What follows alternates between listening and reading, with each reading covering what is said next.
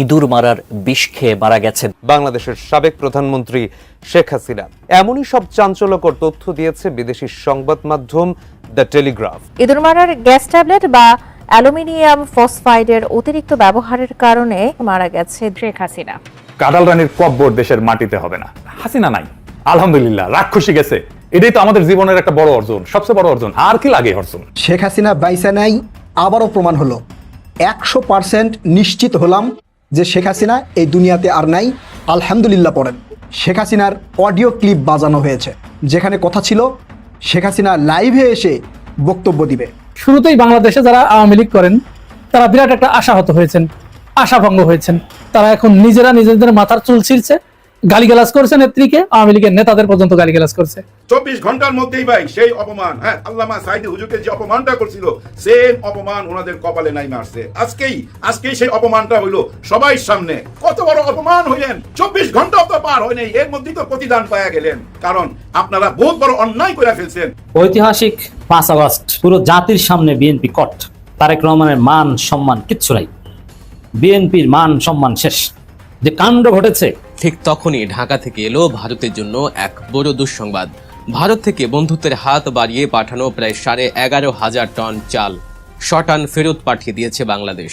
এই ঘটনা কি নিছকই কোনো বাণিজ্যিক সিদ্ধান্ত, নাকি দিল্লির হাসিনা প্রেমের বিরুদ্ধে ঢাকার এক বিশাল কূটনৈতিক চল? ভারতে শেখ হাসিনাকে গ্রেপ্তার করে তাকে রিমান্ডে নেওয়া হয়েছে এবং রিমান্ডে তিনি মারা যান, এমন একটি নিউজ বর্তমান বাংলাদেশের সোশ্যাল মিডিয়াতে ভাইরাল হয়ে ছড়িয়ে পড়ছে। তো বন্ধুরা, সত্যি কি শেখ হাসিনাকে রিমান্ডে নেওয়া হয় আর রিমান্ডে তিনি কি মারা যান? এইবার এই বিষয় নিয়ে আমরা আলোচনা এবং পর্যালোচনা করে এমন কিছু গুরুত্বপূর্ণ গোপন তথ্য আমরা খুঁজে পেয়েছি, যা জানলে, যা দেখলে আপনার চোখ কপালে উঠে যেতে বাধ্য। বন্ধুরা চলুন, ভিডিওতে আজকে আর বেশি কথা বাড়াবো না, সরাসরি আজকে আমরা চলে যাব মূল ভিডিওতে। আর সেখানে আজকে আমরা দেখব শেখ হাসিনা রিমান্ডে মারা গেছেন, সেই ভিডিও ফুটেজটি আমরা একটু পরেই দেখে আসতেছি।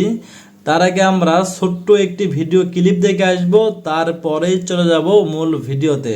বন্ধুরা ধৈর্য ধরে একটি লাইক দিয়ে আমাদের সম্পূর্ণ ভিডিওটি দেখতে থাকুন। শেখ হাসিনা বাইসা নাই, আবারও প্রমাণ হলো।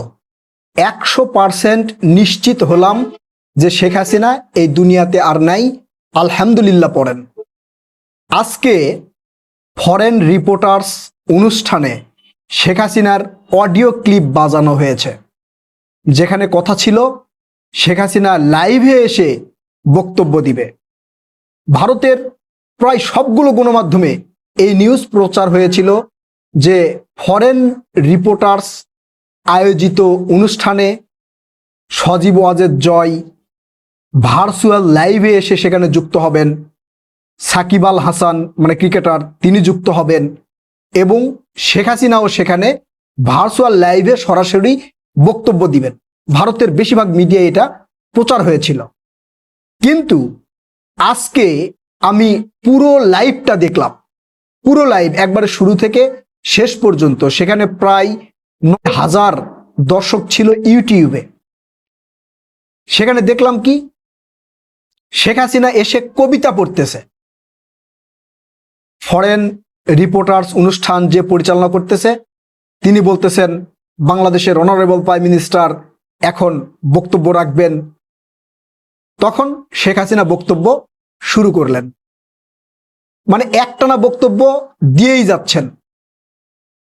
এই আর্টিফিশিয়াল ইন্টেলিজেন্সের যুগে মানুষ এতটা বোকা না। একটা মানুষের কণ্ঠ হুবহু নকল করে এআই এর মাধ্যমে অডিও তৈরি করা যায়, হুবহু নকল করে, এবং সেইটা মোবাইলে বাজালে মনে হবে যে ওই মানুষই এই বক্তব্য দিচ্ছে। আপনারা দেখছেন না, শেখ মুজিবরের ভাষণ নিয়ে অনেক এআই ভিডিও তৈরি করা হয়েছে, শেখ মুজিবরের হুবহু কণ্ঠ নকল কইরা, মানে আলাদা বিকৃতি কইরা ভাষণ দেওয়া হয়েছে।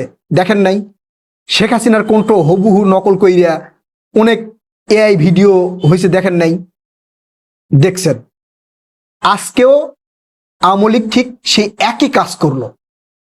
মানে আমরা যখন সোশ্যাল মিডিয়ায় বললাম যে শেখ হাসিনাকে মহান আল্লাহ তাআলা নিয়ে গেছে, এই প্রশ্ন যখন ব্যাপকভাবে সরে পড়ল, তখন আওয়ামী লীগ ভারতের মিডিয়াগুলোকে ধরলো যে আপনারা একটু প্রমাণ করে দেন যে না, শেখ হাসিনা এখন পর্যন্ত এই দুনিয়ার বুকে আছে। ভারতের এনডিটিভি এই দায়িত্ব নিল। নেওয়ার পরে তারা বিশেষ ইমেইল সাক্ষাৎকার প্রচার করলো। জনগণ সেটাকে বৃদ্ধাঙ্গুলি দেখালেন। জনগণ বললেন তিনি যদি থেকে থাকেন তাহলে ডিরেক্ট লাইভে এসে কথা বলতে বলেন, ডিরেক্ট লাইভে এসে কথা বলতে বলেন। বলেন নাই। তখন ভারতের এনডিটিভি থেকে শুরু করে ভারতীয় মিডিয়াগুলো চুপ হয়ে গেলেন, আর বললেন না। তখন ভারতীয় মিডিয়া চিন্তা করলো যে ভারতীয় মিডিয়াগুলোকে তো আর বিশ্বাস করে না বাংলাদেশের জনগণ, তাই আবার আওয়ামী লীগের লোকজন রয়টার্সকে ভাড়া করলেন। রয়টার্সকে ভাড়া করে রয়টার্স এক প্রতিবেদন প্রচার করলেন যে শেখ হাসিনার সাথে তাদের মোবাইল ফোনে প্রায় 1 ঘন্টা ইন্টারভিউ নেওয়া হয়েছে। 1 ঘন্টা শেখ হাসিনা মোবাইল ফোনে ইন্টারভিউ দিয়েছে রয়টার্সকে। তখন বিভিন্ন মিডিয়া, সোশ্যাল মিডিয়ায় প্রশ্ন উঠল যে আপনারা 1 ঘন্টা যদি শেখ হাসিনার বক্তব্য নিয়ে থাকেন, অডিও ক্লিপগুলো ফাঁস করেন। তারা কিন্তু ফাঁস করে নাই। কেন করে নাই জানেন? কারণ সেগুলো হবে এআই দিয়ে তৈরি করা, আর এআই দিয়ে তৈরি করা অডিও যদি সোশ্যাল মিডিয়ায় ফাঁস করে তাহলে কোনো না কোনো মিডিয়া এটা ধরে ফেলবে। এটা এআই দিয়ে তৈরি করা, এটা ধরে ফেলবে। এই জন্য রয়টার্স কিন্তু শেখ হাসিনার বক্তব্য প্রচার করে নাই। ঠিক আজকে যে ঘটনা ঘটতেছে এটাকে লাইভ প্রোগ্রাম দেখানো হচ্ছে। লাইভ প্রোগ্রাম কেন দেখানো হচ্ছে? মানুষজনকে বোঝানোর চেষ্টা করা হচ্ছে শেখ হাসিনা ডিরেক্ট লাইভে কথা বলতেছে। ধরেন আমি একটা রেকর্ড শোনাবো এখানে। আমি তো যদি লাইভে থাকি, আমি ফেসবুকে মাঝে মাঝে লাইভ করি, আপনারা দেখেন। এই লাইভে আমি ডিরেক্ট একটা অডিও শোনাবো। আপনারা মনে করবেন যে লাইভে অডিও হচ্ছে, তার মানে কি ডিরেক্ট ওই লাইভে সে অডিও চলতেছে? জি না। শেখ হাসিনার যে বক্তব্য আজকে ফরেন্স রিপোর্টার্স সংস্থাগুলো শোনালো, এটা কয়েকদিনের মধ্যেই প্রমাণ হয়ে যাবে এটা এআই দিয়ে তৈরি করা। শেখ হাসিনা সরাসরি বক্তব্য দেয় নাই। আপনারা নিশ্চিত থাকেন, এটাই প্রমাণ হবে যে শেখ হাসিনা বেঁচে নাই। আমাদের কথাগুলোই সত্য প্রমাণ হবে ইনশাল্লাহ। আওয়ামী লীগকে আমরা প্রশ্ন করেছিলাম, শেখ হাসিনা যদি বেঁচে থাকে তাহলে সজীব ওয়াজেদ জয় কেন তার সাথে দেখা করতেছে না, পুতুল কেন দেখা করতেছে না, শেখ রেহানা কেন দেখা করতেছে না, কেন তাদের ভিডিও আসতেছে না, কেন তাদের অডিও আসতেছে না, এমনকি সজীব ওয়াজেদ জয় মায়ের সাথে ভিডিও কলে কেন কথা বলতে পারতেছে না, এগুলো প্রশ্ন করেছিলাম। শেখ হাসিনার এত অডিও ফাঁস হচ্ছে, কেন ভিডিও ফাঁস হচ্ছে না? যেগুলো ভিডিও ফাঁস হচ্ছে সেগুলো আবার এআই দিয়ে তৈরি করা প্রমাণ হচ্ছে, অডিও এআই দিয়ে তৈরি করা প্রমাণ হচ্ছে। তার মানে শেখ হাসিনা এই দুনিয়াতে আর নেই। এটা কিন্তু আমরা বলেছিলাম, এবং সেটাই মানে সেটার কাউন্টার দেওয়ার জন্য আওয়ামী লীগ ভারতে অবস্থিত ফরেন সাংবাদিক যারা আছে তাদেরকে ম্যানেজ কইরা আজকের এই অনুষ্ঠান করলো। এই অনুষ্ঠান কইরাও ধরা খাইছে। এই অনুষ্ঠান কইরা তারা আবারও প্রমাণ করলো যে আসলে শেখ হাসিনা নেই। এরা যতবার মিথ্যাকে সত্য প্রমাণ করার চেষ্টা করবে ততবারই ব্যর্থ হবে, কারণ মিথ্যা চিরদিনই মিথ্যা। মিথ্যাকে কোনোভাবেই সত্য প্রমাণ করা যায় না। শেখ হাসিনা আজকে বিশেষ অনুষ্ঠান, আওয়ামী লীগের যতগুলো নেতাকর্মীরা যারা পালিয়ে গেছে, বাংলাদেশে আছে, আন্তর্জাতিক বিশ্বের বিভিন্ন দেশে আছে, তারা কিন্তু তাকিয়েছিল যে এই যে সোশ্যাল মিডিয়ায় যে বক্তব্যগুলো আসতেছে যে শেখ হাসিনা নেই, এই বক্তব্যের কাউন্টার আজকে তারা দিতে পারবে। শেখ হাসিনা ডিরেক্ট লাইভে কথা বলবে, সবাইকে বলবে এই যে দেখেন আমাদের নেত্রী নাকি নাই, এই যে নেত্রী সরাসরি কথা বলতেছে। এই আশা প্রত্যাশা নিয়েছিল আওয়ামী লীগের নেতাকর্মীরা। আজকে সে আওয়ামী লীগের নেতাকর্মীদেরকে আবারও হতাশ করলো। আওয়ামী লীগের নেতাকর্মীদেরকে মানে ধুন ফুন বুঝানোর জন্য অডিও ক্লিপ বাজালো। আর সেই অডিও ক্লিপগুলো এমন সিস্টেমের, একটানা অডিও।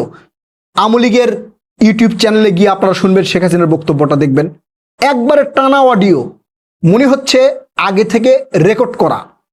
এবং এইটা যে আগে থেকে রেকর্ড করা, আগে থেকে এআই দিয়ে তৈরি করে রাখা, এটা নিশ্চিত একটানা বলেই যাচ্ছে। এর মাঝখানে সাংবাদিকেরা যে প্রশ্ন করবে সেটা কিন্তু করেনি। কেন করে নাই? কারণ এইটা করলেই ধরা খেয়ে যাবে। যদি কোনো জায়গায় প্রশ্ন করে থাকে সেখানে ভালো করে দেখতে হবে যে সেখানে শেখ হাসিনা আগে থেমে গেছে নাকি সাংবাদিক আগে প্রশ্ন করছে। মানে ঘাবলা ঘাবলা। এরা যতই চেষ্টা করুক শেখ হাসিনাকে লাইভে নিয়ে আসতে পারবে না। কোনোভাবে লাইভে নিয়ে আসতে পারবে না। শেখ হাসিনা থাকলে তো লাইভে নিয়ে আসতে পারবে রে ভাই। এখন আওয়ামী লীগের নেতাকর্মীদেরকে বলি, এরপরে আপনারা কি বলবেন ভাই? এই যে কয়েকদিন ধরে আপনারা তোলপাড় সৃষ্টি করলেন, আমাদের নেত্রী লাইভে এসে কথা বলবে, এই যে তোরা বলছিলি আমাদের নেত্রী নাই, এখন কি বলবেন? এখন কি বলবেন বলেন? আপনাদের নেত্রী লাইভে আসতে পারে না, আপনাদের নেত্রী কথা বলতেছে, একটানা সাংবাদিকদের প্রশ্নের উত্তর দিতে পারে না। বুঝতে পেরেছেন? পুরা এআই দিয়ে তৈরি করা শেখ হাসিনার বক্তব্য, পুরা এআই দিয়ে তৈরি করা। এবং এইটা যদি ভালোভাবে ফ্যাক্ট চেক করা হয় তাহলে প্রমাণ হবে শেখ হাসিনার এই বক্তব্যগুলো এআই দিয়ে তৈরি করা। এবং এটা আগামী কয়েকদিনের মধ্যেই নিশ্চিত আপনারা জানতে পারবেন যেটা শেখ হাসিনার এআই অডিও, নিশ্চিত জানতে পারবেন। আওয়ামী লীগের নেতাকর্মীরা যতই লাফালাফি করেন, যতই আপনাদের মা শেখ হাসিনার দিকে তাইকা থাকেন, আর লাভ নাই। ভারত বাংলাদেশকে বোঝানোর চেষ্টা করতেছে যে শেখ হাসিনা কিন্তু এখনো আছে, আমাদের কথা শোনেন। এবং আওয়ামী লীগের নেতাকর্মীদেরকে একটু উজ্জীবিত রাখতেছে, কারণ তাদেরকে যাতে ভবিষ্যতে কাজে লাগাতে পারে। বুঝাতে পেরেছি? আওয়ামী লীগের নেতাকর্মীরা আর লাভ নেই। প্রিয় দর্শক, আপনারা কি মনে করছেন? এই যে শেখ হাসিনার এআই দিয়ে অডিও তৈরি করে কেন প্রচার করা হচ্ছে? আপনারা আপনাদের মূল্যবান মতামত জানাবেন। বাংলাদেশের সাবেক প্রধানমন্ত্রী শেখ হাসিনার বক্তব্যের পর বাংলাদেশ সরকারের দেয়া বিবৃতি, এই ইস্যুকে ঘিরে ভারত বাংলাদেশের টানাপোড়েন নিয়ে ঢাকার কূটনৈতিক পাড়ায় বেশ আলোচনা চলছে। ওই দিনের বেলায় ভারপ্রাপ্ত রাষ্ট্রপতির উপস্থিতিতে রাষ্ট্রীয় হাই প্রোফাইল অনুষ্ঠানে মিত্রদের মধ্যকার হট্টগোলে বিদেশি কূটনীতিকদের বের হয়ে যেতে হয়েছিল। তারপর সন্ধ্যায় শেখ হাসিনার বক্তব্যে রিকনসিলিয়েশনের কথা উঠে আসার পর ঢাকার কূটনৈতিক পাড়ায় একটি ক্লাবে রাতে অনানুষ্ঠানিক বৈঠকে বসেছিলেন বাংলাদেশে নিযুক্ত বেশ কয়েকটি দেশের প্রতিনিধিরা। এসব দেশের প্রতিনিধিরা বাংলাদেশের রাজনৈতিক ও সামাজিক স্থিতিশীলতা নিয়ে তাদের চিন্তার কথা সরকারকে ইতিমধ্যেই জানিয়েছেন। অন্তর্বর্তী সরকার আমলে কমনওয়েলথের দেয়া রিকনসিলিয়েশনের প্রস্তাব আবারও নতুন করে চাঙ্গা করার বার্তা এরই মধ্যে বিএনপি সরকারকে দেওয়া হয়েছে। কূটনীতিকদের আশঙ্কা, বাংলাদেশের রাজনৈতিক সমঝোতা না হলে আইন শৃঙ্খলা পরিস্থিতির অবনতি হতে পারে। অন্যদিকে বুধবার রাতে ভারতের উদ্দেশ্যে বাংলাদেশের পররাষ্ট্র মন্ত্রণালয় থেকে গরম গরম বার্তা দেওয়া হলেও বৃহস্পতিবার দুপুরে বাংলাদেশ ভারতের কাছে 2 লাখ টন ডিজেল চেয়েছে। দেশের গ্যাস ও বিদ্যুৎ সংকট কাটিয়ে উঠতে ভারতও সাহায্য করার আশ্বাস দিয়েছে। এর মধ্যে খবর হলো, বাংলাদেশের প্রধানমন্ত্রী তারেক রহমানের সাথে আগামী 10 আগস্ট দেখা করবেন বাংলাদেশে নিযুক্ত ভারতীয় রাষ্ট্রদূত দীনেশ ত্রিবেদী। সে বৈঠকের পর চূড়ান্ত হতে পারে আগামী মাসে ব্রিক্স সম্মেলনে যোগ দেওয়ার জন্য তারেক রহমানের দিল্লি সফর। আর তারেক রহমান যদি দিল্লি যান তাহলে সেখানে ভারতের প্রধানমন্ত্রী নরেন্দ্র মোদীর সাথে বৈঠকের সম্ভাবনা রয়েছে, যে বৈঠকে গঙ্গার পানি বন্টন চুক্তি থেকে শেখ হাসিনার স্বদেশ প্রত্যর্পণ ইস্যুর মতো দুই দেশের মধ্যে বিদ্যমান জটিল হিসেব নিকেশের ইস্যুগুলোর মোড় অনেকখানি ঘুরে যেতে পারে। প্রশ্ন হলো, করা বিবৃতির 12 ঘন্টার মধ্যেই কেন বাংলাদেশ ভারত থেকে ডিজেল চাইল? আবার প্রায় 1.5 মাস পর কেন তারেক রহমানের সাথে ভারতীয় হাই কমিশনার বৈঠক হতে যাচ্ছে? শেষ পর্যন্ত কি তারেক রহমান সেপ্টেম্বরে দিল্লিতে যান? বুধবার দিল্লিতে শেখ হাসিনার ভার্চুয়াল প্রেস মিট আর তারপর বাংলাদেশের পররাষ্ট্র মন্ত্রণালয়ের বিবৃতি নিয়ে কূটনীতি থেকে রাজনীতি সব মহলে ব্যাপক আলোচনা। বিশেষ করে ভারত বাংলাদেশ সম্পর্কের অবনতি হচ্ছে কিনা তা নিয়ে আলোচনার মধ্যে নতুন খবর হলো, বাংলাদেশ কাঁচামরিচের পর ভারতের কাছে ডিজেল চেয়েছে। আরেকটি খবর হলো, বাংলাদেশে নিযুক্ত ভারতীয় হাই কমিশনার দীনেশ ত্রিবেদী প্রধানমন্ত্রী তারেক রহমানের সাথে বৈঠক করবেন। বাংলাদেশে গত 3 সপ্তাহ ধরে চলছে তীব্র গ্যাস ও বিদ্যুৎ সংকট। এই মোকাবেলায় পাইপলাইনের মাধ্যমে ভারতের কাছে আরও বেশি ডিজেল চেয়েছে বাংলাদেশ। বৃহস্পতিবার 6 আগস্ট সচিবালয়ে বাংলাদেশে নিযুক্ত ভারতীয় হাই কমিশনার দীনেশ ত্রিবেদীর সঙ্গে বৈঠক করেন বাংলাদেশের বিদ্যুৎ ও জ্বালানি মন্ত্রী ইকবাল হাসান মাহমুদ টুকু। বৈঠক শেষে বিদ্যুৎ ও জ্বালানি মন্ত্রী সাংবাদিকদের বলেন, দুই দেশের মধ্যে যে ডিজেল পাইপলাইন রয়েছে সেখানে আগের চেয়ে বেশি ডিজেল সরবরাহ করতে ভারতকে অনুরোধ জানানো হয়েছে। মন্ত্রণালয়ের একটি সূত্র বলছে, বাংলাদেশ সরকার চায় দেশটির জ্বালানি সংকট কাটিয়ে উঠতে ভারত বছরে 2 লাখ টন ডিজেল সরবরাহ করুক। এছাড়া বাংলাদেশ জ্বালানি খাতের 25টি ক্ষেত্রে ভারতের সহায়তা চেয়েছে। জ্বালানি মন্ত্রণালয়ের সূত্রগুলো বলছে, ইউনূসের অন্তর্বর্তী সরকার আমলে মুখে মুখে ভারত বিরোধিতার কথা বললেও জ্বালানি ও খাদ্য সংকট মোকাবেলায় ভারতের প্রতিনিধিদের সাথে নিয়মিত বৈঠক হতো। 2025 সালের জানুয়ারিতে বাংলাদেশের অভ্যন্তরে চরম ভারত বিরোধিতার রাজনীতি চলতে থাকলেও সে সময় ইউনূস সরকারের সিদ্ধান্তে ভারতের নুমালীগড় রিফাইনারি লিমিটেড থেকে 1,30,000 মেট্রিক টন ডিজেল আমদানির সিদ্ধান্ত নিয়েছিল বাংলাদেশ পেট্রোলিয়াম কর্পোরেশন বা সিপিসি। 2016 সালের জানুয়ারি থেকে বাংলাদেশ এভাবে ভারত থেকে ডিজেল আমদানি করে আসছে। এছাড়া অভ্যন্তরীণ চাহিদা মেটাতে ভারত থেকে 50,000 টন অবাসমতি সিদ্ধ চাল আমদানি করেছিল বাংলাদেশের বিগত অন্তর্বর্তীকালীন সরকার। বিএনপি সরকার ক্ষমতা আসার পর ইরান, মার্কিন ও ইসরায়েল সংঘাতের কারণে বিশ্বব্যাপী জ্বালানি সংকট দেখা দেওয়ার পর গত মার্চ থেকে এপ্রিলের মধ্যে কয়েক দফায় ভারত থেকে প্রায় 30,000 মেট্রিক টন ডিজেল বাংলাদেশে আসে। সূত্রগুলো বলছে, দীনেশ ত্রিবেদী বাংলাদেশের বিদ্যুৎ মন্ত্রীর সাথে বৈঠকে ডিজেল পাঠানোর ব্যাপারে গ্রিন সিগন্যাল দিয়েছেন। কয়েকদিন আগে বাংলাদেশে কাঁচামরিচের দাম কেজিতে 400 টাকা পর্যন্ত গিয়ে ঠেকেছিল। তখন ভারত থেকে তৎক্ষণাৎ কাঁচামরিচ আমদানি করে পরিস্থিতি সামাল দিয়েছিল বাংলাদেশের সরকার। ভারতীয় সংবাদ মাধ্যমে নর্থ ইস্ট নিউজের খবরে বলা হয়েছে, দীনেশ ত্রিবেদী 10 আগস্ট প্রধানমন্ত্রী তারেক রহমানের সাথে দেখা করবেন। গত 25 জুন বাংলাদেশের হাই কমিশনার হিসেবে আনুষ্ঠানিকভাবে দায়িত্ব নিয়েছেন দীনেশ ত্রিবেদী। এরপর বাংলাদেশের প্রধানমন্ত্রীর সাথে দীনেশ ত্রিবেদীর এটাই হবে প্রথম বৈঠক। দিল্লিতে আগামী 12 থেকে 13 সেপ্টেম্বর অনুষ্ঠেয় ব্রিক্স সম্মেলনে অংশগ্রহণের জন্য বাংলাদেশের প্রধানমন্ত্রী তারেক রহমানকে আমন্ত্রণ জানিয়েছিলেন ভারতের প্রধানমন্ত্রী নরেন্দ্র মোদী। সূত্রগুলো বলছে, তারেক রহমানের সাথে দীনেশ ত্রিবেদীর বৈঠকে তারেক রহমানের ভারত সফর নিয়ে আলোচনা হতে পারে। বাংলাদেশ সরকারের শীর্ষ মহলও ভারতের সাথে বিদ্যমান সংকটপূর্ণ ইস্যুগুলো নিয়ে আলোচনার জন্য এই সফরে যাওয়ার কথা ভাবছে। আগামী ডিসেম্বরে মেয়াদ উত্তীর্ণ হয়ে যাবে গঙ্গা পানি বন্টন চুক্তি। তার আগে অক্টোবরের মধ্যে ভারতের সাথে এ বিষয়ে বোঝাপড়া চূড়ান্ত করতে হবে। তাছাড়া তিস্তা পানি বন্টন নিয়েও আলোচনা করতে চায় বাংলাদেশ সরকার। সবচেয়ে গুরুত্বপূর্ণ হলো শেখ হাসিনার দেশে ফেরার ঘোষণা এবং তার স্বদেশ প্রত্যর্পণ ইস্যুটি। একাধিক সূত্র বলছে, এসব ইস্যু নিয়ে সচিব বা মন্ত্রী পর্যায়ের বৈঠকে সমাধানে পৌঁছানো প্রায় অসম্ভব। এগুলো নিয়ে দেশ দুটির শীর্ষ ব্যক্তির 1-to-1 বৈঠক লাগবে, যেটি হতে পারে ব্রিক্সের সম্মেলনে সাইডলাইন বৈঠকে। বাংলাদেশ সরকারের শীর্ষ মহলের একটি সূত্র বলছে, বাংলাদেশের সাবেক প্রধানমন্ত্রী শেখ হাসিনার ইস্যুটি নিয়ে সমঝোতা না হলে দেশ দুটির মধ্যে তিক্ততা বাড়ার আশঙ্কা রয়েছে। এমনকি বিগত অন্তর্বর্তী সরকারের আমলেও সরকারের শীর্ষ কিছু ব্যক্তি প্রকাশ্যে ভারত বিরোধিতার কথা বললেও মোহাম্মদ ইউনূস নিজেই চাইতেন সমঝোতায় পৌঁছাতে। গত 5 আগস্ট বাংলাদেশের দৈনিক প্রথম আলোতে সাবেক পররাষ্ট্র উপদেষ্টা তৌহিদ হোসেনের একটি সাক্ষাৎকার প্রকাশিত হয়। সাক্ষাৎকারটিতে এক প্রশ্নের জবাবে তৌহিদ হোসেন জানিয়েছেন, ইউনূস সরকারের একটা অগ্রাধিকার ছিল ভারতের সঙ্গে সম্পর্কটা যাতে ভালো করা যায়। প্রথম দিকে সেজন্য বেশ চেষ্টাও করা হয়েছিল। তৌহিদ হোসেন প্রথম আলোকে বলেছেন, মোহাম্মদ ইউনূস একবার তাকে এমনও বলেছিলেন তিনি যেন কোথাও যাওয়ার পথে একবার দিল্লি ঘুরে আসেন।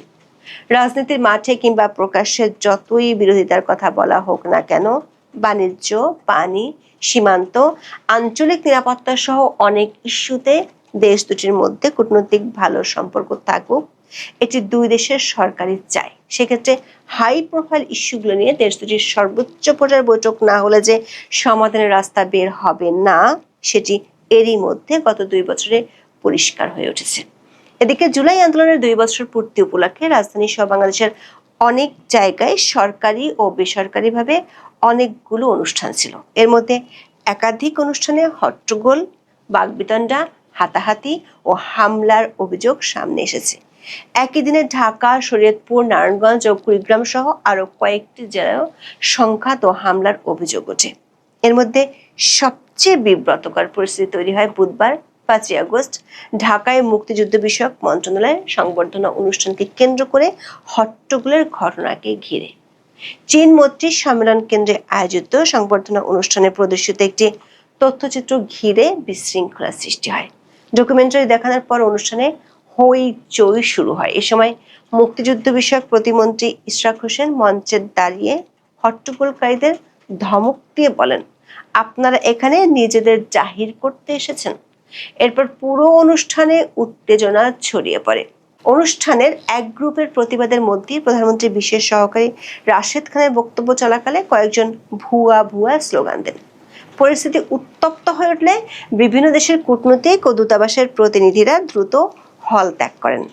একই সময়ে রাষ্ট্রপতির নিরাপত্তার দায়িত্বে থাকা সদস্যরা মঞ্চের সামনে নিরাপত্তা বলয় জোরদার করেন। এই ঘটনার পর যেসব দেশের বাংলাদেশের বড় ধরনের বিনিয়োগ আছে, সেই দেশগুলোর প্রতিনিধিদের মধ্যে চিন্তা বাড়ছে। এমনিতে গ্যাস ও বিদ্যুৎ সংকটের কারণে শিল্প কারখানা বন্ধ হয়ে যাচ্ছে। কয়েকটি স্থানে সম্প্রতি আইইডি বোমা পাওয়া যাওয়ার ঘটনায় আইন শৃঙ্খলা পরিস্থিতি নিয়ে উদ্বেগ বাড়ছে। সরকারের পক্ষ থেকে জঙ্গি নেই বলা হলেও গণমাধ্যমের খবরে বলা হয়েছে এসব বোমা তৈরির পেছনে আছে পুরাতন জঙ্গি গোষ্ঠী জামাতুল মুজাহিদিনের নতুন সদস্যরা। এই জামাতুল মুজাহিদিনের জন্ম হয়েছিল বিএনপির আগের শাসনামলে। খবরে বলা হয়েছে এই গোষ্ঠীটি বড় ধরনের হামলার প্রস্তুতি নিচ্ছে। আবার 24 জুলাই আগস্টে জেল থেকে পলাতক জঙ্গিদেরও গত 2 বছরে ধরতে পারেনি সরকার। এমন পরিস্থিতির মধ্যে জুলাই আন্দোলনের মৃত্যুদের মধ্যে দ্বন্দ্ব প্রকাশ্য মারামারিতে রূপ নেয় বিদেশি রাষ্ট্রগুলোর প্রতিনিধিদের দুশ্চিন্তা বেড়েছে। বিদেশি প্রতিনিধিদের উপস্থিতিতে যেখানে রাষ্ট্রপতির মতো সর্বোচ্চ পদের ব্যক্তি থাকেন, সেখানে এমন ধরনের পরিস্থিতি আগে কখনোই বাংলাদেশে দেখা যায়নি। আবার বুধবার সন্ধ্যায় বাংলাদেশের সাবেক প্রধানমন্ত্রী শেখ হাসিনার দিল্লিতে প্রেস মিটের পর খুব দ্রুত কড়া প্রতিক্রিয়া জানিয়ে বিবৃতি দেয় বাংলাদেশের পররাষ্ট্র মন্ত্রণালয়। এই বিবৃতির ভাষা ও শব্দচয়ন নিয়ে সামাজিক মাধ্যমে পক্ষে বিপক্ষে ব্যাপক আলোচনা হচ্ছে। অন্যদিকে শেখ হাসিনার প্রেস মিটে অংশ নিয়েছিলেন বাংলাদেশের জাতীয় দলের ক্রিকেটার ও সাবেক এমপি সাকিব আল হাসান। তার মাগুরার বাড়িতে বুধবার রাতে পেট্রোল বোমা ছোড়া হয় এবং হামলা চালানো হয়। বিশ্ব ক্রিকেটে পরিচিত ব্যক্তিত্ব হওয়ায় মুহূর্তের মধ্যে ঘটনাটি আন্তর্জাতিক মিডিয়াতে ছড়িয়ে পড়ে। কূটনৈতিক সূত্রগুলো বলছে, চীন মৈত্রী সম্মেলন কেন্দ্র থেকে দ্রুত চলে গিয়েছেন এমন কয়েকজন বিদেশি কূটনৈতিক বুধবার রাতে ঢাকার কূটনৈতিক পাড়ার একটি ক্লাবে নিজেদের মধ্যে আলোচনায় বসেছিলেন। সেখানে বিদেশি কূটনীতিকদের টুইস্ট গ্রুপের বেশিরভাগ সদস্যই উপস্থিত ছিলেন। বিদেশি দুটি দূতাবাসের কর্মকর্তারা বলছেন, বাংলাদেশের কূটনৈতিক পাড়ায় একটি বহুল আলোচিত ও আগ্রহের বিষয় হলো শেখ হাসিনার স্বদেশ প্রত্যর্পণকে ঘিরে ভারত ও বাংলাদেশের রাজনীতি। বাংলাদেশ সরকার আপত্তিতে যদিও ভারত সরকার বলছে শেখ হাসিনার এই ধরনের বেসরকারি প্রেস মিটের ব্যাপারে ভারত সরকারের কিছু করার নেই এবং তার বক্তব্য ভারত সরকার সমর্থন করে না। কূটনৈতিক মহলের ধারণা, যেহেতু তিনি ভারত সরকার অতিথি হিসেবে দিল্লিতেই আছেন, তাই ভারত সরকারের প্রচ্ছন্ন সমর্থন এর পেছনে থাকাটা অস্বাভাবিক কিছু নয়। ভারত গত 2 বছর ধরে কূটনৈতিক চ্যানেলে বাংলাদেশে অন্তর্ভুক্তিমূলক রাজনীতির কথা বলে আসছে। নির্বাচনের আগে বিদেশি শক্তিগুলোর সাথে বাংলাদেশের শক্তিধর রাজনৈতিক পক্ষগুলোর এ নিয়ে আলোচনাও হয়েছিল। কূটনৈতিক সূত্রগুলো বলছে, একদিকে বাংলাদেশের ডানপন্থী শক্তিগুলোর মধ্যে দ্বন্দ্ব, আর একদিকে আওয়ামী লীগের কার্যক্রম নিষিদ্ধ থাকা এবং শেখ হাসিনার প্রত্যর্পণ ইস্যুতে ভারতের সাথে দ্বন্দ্বের কারণে সামনে পরিস্থিতি অনেক জটিল হতে পারে। ইতিমধ্যে বিষয়টি নিয়ে পশ্চিমা 5টি দেশের প্রতিনিধি সরকারকে বার্তা দিয়েছে। সম্প্রতি চীনের রাষ্ট্রদূত ইয়াওয়েন ঢাকায় একটি অনুষ্ঠানে বাংলাদেশের রাজনৈতিক ও সামাজিক অস্থিতিশীলতা প্রসঙ্গ টেনে বক্তব্য দিয়েছেন। ইউরোপের 3টি দেশের প্রতিনিধি বিষয়টি নিয়ে সম্প্রতি সরকার ও রাজনৈতিক দলগুলোর সাথে কথা বলেছেন।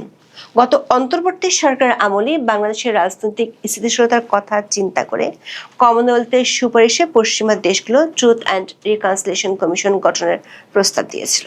বিদেশিদের চাপে গত বছরের 10 মে রাজধানীর বিচার প্রশাসন প্রশিক্ষণ ইনস্টিটিউটের গুম প্রতিরোধ ও প্রতিকার অধ্যাদেশের 2য় খসড়ার উপর একটি মত বিনিময় সভায় সাবেক আইন উপদেষ্টা Asif Nazrul truth and reconciliation commission গঠন করার ঘোষণা দিয়েছিলেন। এর 1 সপ্তাহ পর কমনওয়েলথের অর্থায়নে সাবেক আইন উপদেষ্টা ডক্টর আসিফ নজরুল ও সাবেক প্রধান বিচারপতি সৈয়দ রেফাত আহমেদ দক্ষিণ আফ্রিকা ঘুরে এসেছিলেন। কিন্তু দেশে ফেরার পর ইউনূস সরকারের কিচেন ক্যাবিনেট এবং 2টি রাজনৈতিক দলের চাপে রিকনসিলিয়েশনের ধারণা চাপা পড়ে যায়। বুধবার শেখ হাসিনা দিল্লিতে প্রেস মিটে সাংবাদিকদের উদ্দেশ্যে যে বক্তব্য দিয়েছেন, সেখানে তিনি রিকনসিলিয়েশন বা জাতীয় ঐক্যের কথা বলেছেন। শেখ হাসিনা দাবি করেছেন রিকনসিলিয়েশন বা জাতীয় ঐক্য প্রতিষ্ঠা করার দরকার বলেই তিনি ফিরবেন। একই অনুষ্ঠানে আওয়ামী লীগের সাবেক শিক্ষামন্ত্রী মহিবুল হাসান চৌধুরী নফেলও তার বক্তব্যে একই ধরনের ইঙ্গিত দিয়েছেন। ঢাকার কূটনৈতিক পাড়ার সূত্রগুলো বলছে, আইন শৃঙ্খলা পরিস্থিতি নিয়ে শঙ্কার মধ্যে বুধবার দিনে ভারপ্রাপ্ত রাষ্ট্রপতির অনুষ্ঠানে হট্টগোল এবং সন্ধ্যায় শেখ হাসিনা বক্তব্যের পর কূটনীতিকদের যে অনানুষ্ঠানিক বৈঠক হয়েছে, সে বৈঠকে রিকনসিলিয়েশন নিয়ে অনেকটা সময় ধরে আলোচনা হয়েছে। কমনওয়েলথের পক্ষ থেকে নির্বাচনের আগে বিএনপির সাথে বৈঠকে বিষয়টি নিয়ে আলোচনা হয়েছিল। যেই জন্য জানাচ্ছে সেটা হচ্ছে শেখ হাসিনা একটা ভাষণ দিয়েছে এবং তার প্রেক্ষিতে বাংলাদেশের পররাষ্ট্র মন্ত্রণালয় ক্ষুব্ধ প্রতিক্রিয়া জানিয়েছে দিল্লিকে। আচ্ছা, শেখ হাসিনা ভাষণ দিয়েছেন আমরা সবাই জানি, আপনারা সবাই জানেন, এবং সেই ভাষণ দেয়াকে নিয়ে কিন্তু গত কয়েকদিন বাংলাদেশের পররাষ্ট্র মন্ত্রণালয়, ভারতের পররাষ্ট্র মন্ত্রণালয় চিঠি চালাচালি হয়েছে বা বাক্য বিনিময় হয়েছে। তো বাংলাদেশও বারবার অনুরোধ করেছে যে শেখ হাসিনাকে যাতে বক্তব্য প্রদান করতে দেয়া না হয়।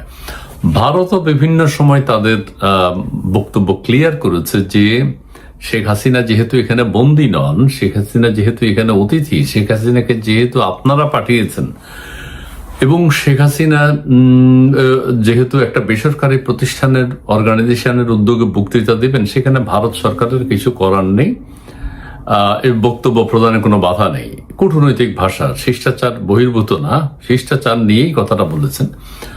বাংলাদেশের আমাদের যে চিফ প্রসিকিউটর আছেন মোহাম্মদ আমিনুল ইসলাম, তিনি বলেছেন হ্যাঁ, শেখ হাসিনা যদি উস্কানিমূলক, গতকাল বলেছেন 4 তারিখ, শেখ হাসিনা যদি উস্কানিমূলক কোনো বক্তব্য না দেন, এইভাবেই বলেছেন, তাহলে তিনি স্বাভাবিক কথাবার্তা বলতেই পারেন। হ্যাঁ, তো এখন শেখ হাসিনার ভাষণ হয়ে গেছে, বাংলাদেশ ক্ষুব্ধ প্রতিক্রিয়া জানিয়েছে। এখন কে বলেছে? কেউ বলেছেন এটা শিষ্টাচার বহির্ভূত যে প্রতিক্রিয়া। ক্ষোভ থাকতে পারে কিন্তু সেটা প্রকাশ করা যাবে না, সেটাই কূটনীতি। ক্ষোভ থাকবে কিন্তু সেটা প্রকাশিত হবে শালীন ভাষায়, সেটাই কূটনীতি, সেটাই ডিপ্লোম্যাসি।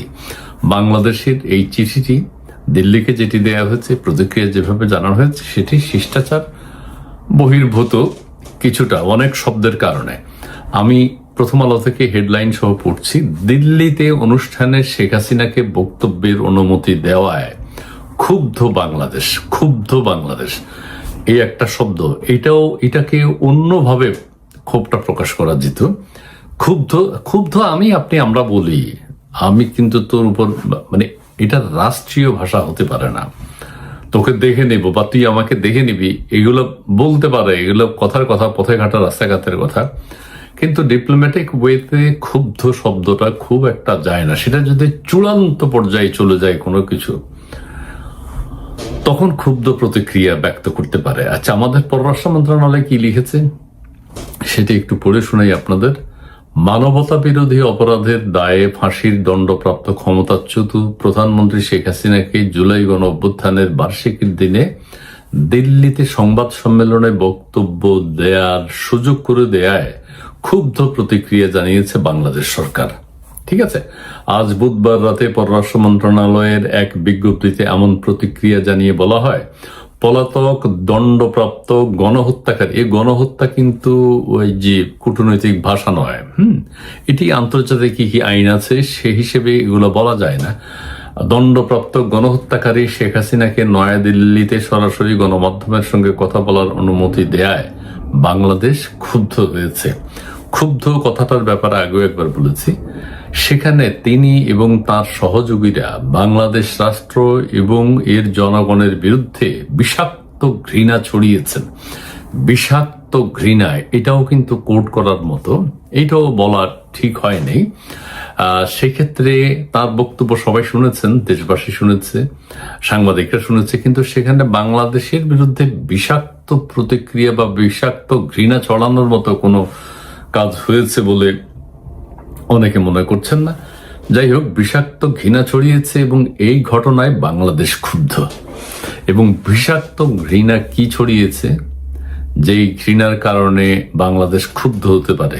আচ্ছা, সরকারের পক্ষ থেকে বলা হয়েছে অনুষ্ঠানটি আয়োজনের ফলে দ্বিপক্ষীয় সম্পর্কের নতুন যাত্রার প্রচেষ্টার সম্ভাব্য নেতিবাচক প্রভাব সম্পর্কে উদ্বেগ ভারত সরকারকে আগেই জানানো হয়েছিল। ঠিক আছে, উদ্বেগ জানিয়েছে, বাংলাদেশ বিভিন্ন সময় বলেছে এটা সত্য, এবং ভারতও বিভিন্ন সময় বলেছে যে এটা কোনো সমস্যা নেই, আমরা বাধা দেওয়ার কেউ না, আমরা বাধা দিতে পারি না, আইন অনুযায়ী তিনি কোনো আসামি না, তিনি এখানে বন্দী না, যে বন্দী বিনিময় চুক্তি রাখতে আপনাদেরকে দিয়ে দেব, সেটাও ভারত বলেছে, ক্লিয়ার করেছে ধাপে ধাপে। বাংলাদেশ যখনই আবেদন জানিয়েছে বা যখনই বলেছে বক্তব্যের ব্যাপারে, তখনই ভারত আবার প্রতিক্রিয়া জানিয়েছে সফট ভাষায়। কিন্তু সেই ক্ষেত্রে বাংলাদেশের এই যে এই লাইনটা, এর পরেও ভারতের মাটিতে এই আয়োজনের অনুমতি দেয়ায় ঢাকা গভীর হতাশা ব্যক্ত করেছে, হতাশা প্রকাশ করেছে। এখন তাহলে বাংলাদেশ ভারতের বিরুদ্ধে কি করবে? তার মানে কঠিন কোনো একটা সিদ্ধান্ত নিতে হতে পারে পররাষ্ট্রনীতির ক্ষেত্রে, সেটা তো না। কাজে কথাগুলো আরেকটু শালীনভাবে বলা উচিত ছিল। পররাষ্ট্র মন্ত্রণালয়ের বিজ্ঞপ্তিতে বলা হয়েছে, এমন একটি দিন যখন বাংলাদেশের জনগণ জুলাই বিপ্লবের দ্বিতীয় বার্ষিকী উদযাপন করছে, সেই সময় ভারতের মাটিতে শেখ হাসিনার এই মত বিনিময় বাংলাদেশের সার্বভৌমত্বের প্রতি অবমাননা এবং জুলাই বিপ্লবের শহীদদের প্রতি গুরুতর অপমান। আচ্ছা, এখানে একটা কথা বলি, এই 5 তারিখে যে হলো, এটা কিন্তু আওয়ামী লীগের কেউ আয়োজন করে নাই, এটা কিন্তু সাংবাদিকদের ওই ফোরাম আয়োজন করেছে। আওয়ামী লীগের পক্ষ থেকে এই অনুষ্ঠান আয়োজিত হয় নাই, সাংবাদিকদের পক্ষ থেকে আয়োজিত ওই অনুষ্ঠানে শেখ হাসিনাও আমন্ত্রিত ছিলেন। আচ্ছা, সার্বভৌমত্বের প্রতি অবমাননা এবং জুলাই বিপ্লবের শহীদদের প্রতি গুরুতর অবমাননা। জুলাই বিপ্লবের শহীদদের নিয়ে কি হচ্ছে এখন সেটি জানেন না, একটা ডকুমেন্টারি নিয়ে অনেক হাঙ্গামা হয়েছে, আমি সেগুলোতে এখন যাবো না। চারিদিকে মারামারি, ডক্টর ইউনূস সাহেব যে মারামারি চালু করে দিয়েছেন সেটা চলমান আছে। ইউনূস সাহেব গ্রামীণ টাওয়ারের ইউনূস সেন্টারের 18 তলায় বসে উপর থেকে পুরো বাংলাদেশের যে বিশৃঙ্খল পরিস্থিতি সেটা অবলোকন করছেন। আচ্ছা, বিজ্ঞপ্তিতে আরো বলা হয়, 2024 সালের জুলাই আগস্টে শিশু সহ নিরীহ বেসামরিক নাগরিকদের হত্যাকাণ্ড নিয়ে জাতিসংঘ প্রতিষ্ঠিত তথ্য অস্বীকার করাটা পলাতক দণ্ডপ্রাপ্ত গণহত্যাকারী, এই যে গণহত্যাকারী, এটি যায় না। শেখ হাসিনা ও তার অপরাধের সহযোগীদের ইতিহাসের গতিপথ উল্টে দেওয়ার একটি ব্যর্থ চেষ্টা হিসেবে দাঁড় করিয়েছে। আচ্ছা, 5ই আগস্ট এইটা গণহত্যাকারী, পলাতক এখন শেখ হাসিনা ওখানে তো পালিয়ে যায়নি। জাতিসংঘ প্রতিষ্ঠিত হত্যা তথ্য যেটি, সেটিও কিন্তু নানান বিরোধ আছে এটা নিয়ে। কারা হত্যা করেছে, কি হত্যা করেছে, আওয়ামী লীগ হত্যা করেছে না পুলিশ হত্যা করেছে, নাকি তারা নিজেরা হত্যাকাণ্ডের শিকার হয়েছে, এগুলো নিয়ে তো অনেক বিতর্ক আছে। জাতিসংঘের হিসাবও তো প্রতিষ্ঠিত না, জাতিসংঘ 1400 বলে চলে গেছে, কিন্তু এখন 800 হিসাব পাচ্ছে না। ঠিক আছে, এগুলো বেশি ব্যাখ্যা করতে চাই না, আমি শুধু জাস্ট বিজ্ঞপ্তিতে, পররাষ্ট্র মন্ত্রণালয়ের বিজ্ঞপ্তিতে আরো বলা হয়, জুলাই বিপ্লবের চেতনা ধারণ করে বাংলাদেশের জনগণ দৃঢ়ভাবে অঙ্গীকার করেছে যে আমাদের দেশ আর কখনো ফ্যাসিবাদের অন্ধকার সময়ে ফিরে যাবে না। জামাত ইসলামের আমির অলরেডি গতকাল বলেছেন যে শেখ হাসিনা 16-17 বছরে যা করেছে বিএনপি সরকার 5 মাসে তা করে ওভারকাম করে। বিএনপি সরকার 5 মাসে তার চেয়ে বেশি করেছে। ফ্যাসিজম, স্বৈরাচারী, খুন, জখম, জামাতের আমির গতকালের পত্রিকায় দেখবেন তিনি প্রতিষ্ঠা মাসে 2 বছর পূর্তি উপলক্ষে তিনি বলেছেন যে ফ্যাসিবাদের সকল ধারণা বর্তমান সরকার পাল্টে দিয়েছে এবং আওয়ামী লীগ 15-16 বছরে যা করে নাই বিএনপি তার চেয়ে বেশি করছে। এটা কিন্তু জামাতের আমির অলরেডি বলে ফেলেছেন। ফ্যাসিবাদের অন্ধকার সময় ফিরে যাবে না, তার মানে তো ফিরে এসছে, এবং ফ্যাসিবাদ শেখ হাসিনার সমর তুলনায় অনেক বেশি করে ফেলছে, এবং বাংলাদেশ কখনো তাবেদার রাষ্ট্রে পরিণত হবে না। হ্যাঁ, এখন আমরা চোখে চোখ রেখে কথা বলছি, এই যে বিজ্ঞপ্তিও তাই, এটা ঠিক আছে, এটা ডক্টর ইউনূস দেখিয়ে দিয়ে গেছে শিষ্টাচার বহির্ভূত ভাবে কিভাবে কথা বলতে হয়।